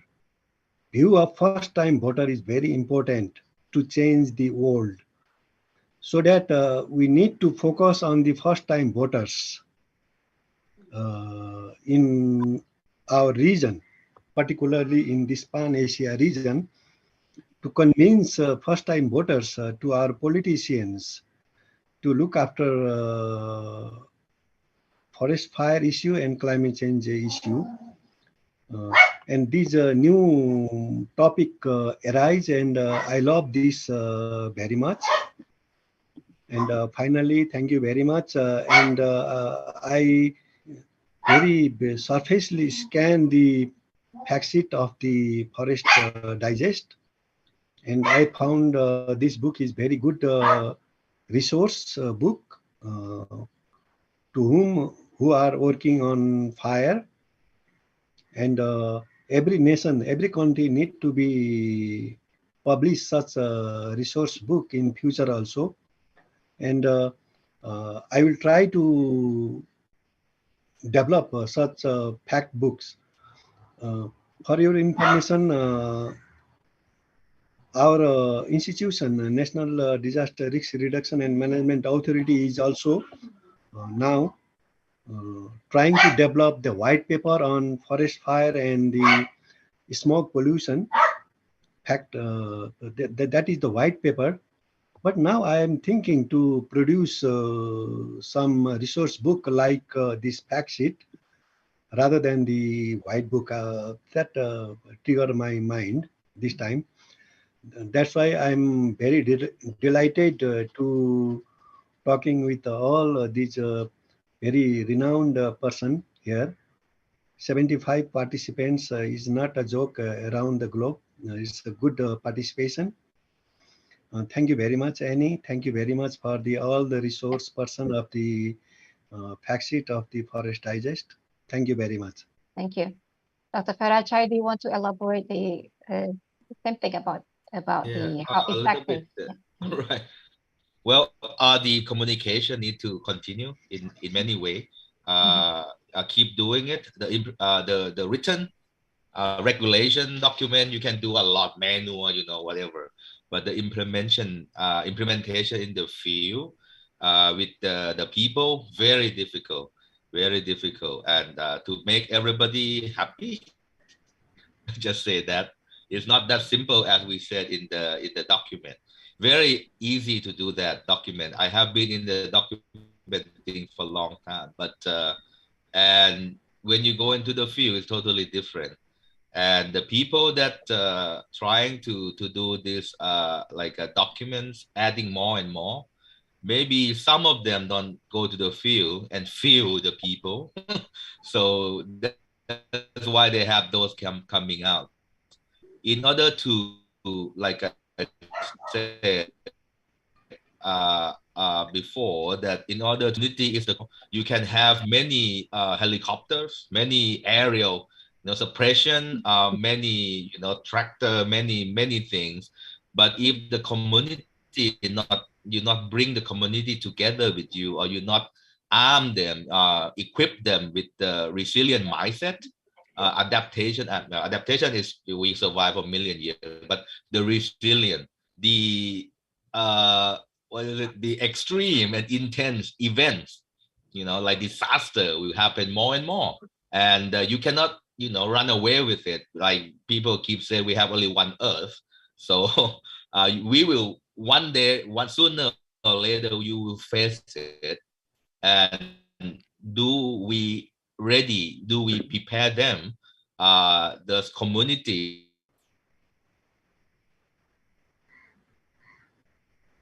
much in our region, let's say in the ASEAN, we need to work more on this issue rather than concentrate or put our focus on this I don't know, regulation things, which I don't see it work, because I've seen it for a long time. Thank you. Hopefully. Okay. I hope every question that's already answered, but for some questions that cannot be answered during this webinar, I hope that all of the organizer will help to distribute it to the speakers, specifically Professor Johan and Professor 𝗙𝗂𝗏 𝗏 since they left earlier. And I guess that's, we have to conclude our discussion. Otherwise, we are going to be very late, and probably we're not going to go to sleep, probably.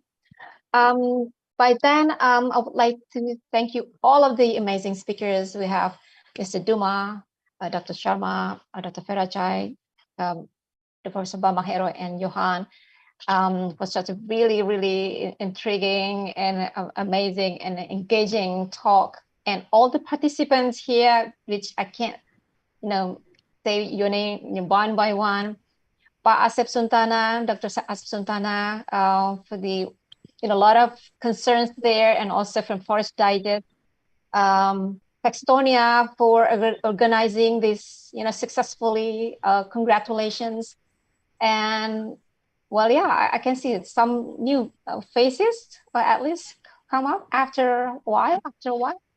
And so finally, yeah, that's a Choi from 𝗙𝗏𝗄. 𝗙𝗏𝗄.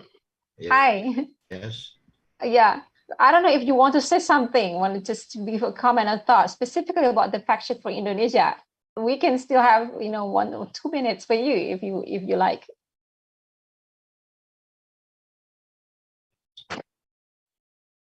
Mr. Choi,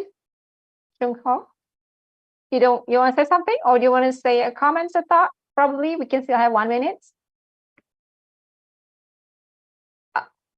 Thank you very much for inviting this wonderful webinar. And then I'd like to provide a brief information. Maybe 𝗙𝗏𝗏 will implement one project, forest fire related project, forest fire project, funded by the ASEAN Korea Cooperation Fund, and then in the 𝗍 country. And then maybe I think we want them based on this information, and then we would like to proceed the further actions for our project. Thank you. And also, we also, if available, we also would like to cooperate with the resource persons. Thank you very much. So I think that's one of the goal of how we have to communicate publicly from trigger, perhaps from the fact sheet from Indonesia, and then we will continue put on action, not only up to the paper only. So by then, Ani, Yeni Patrita, I would like to wish you a pleasant rest of the day or the night. Bye-bye for now. Thank you. Bye-bye. Thank you very much. Bye-bye now. Thank you very much. Thank you. Bye. Thank you. Bye.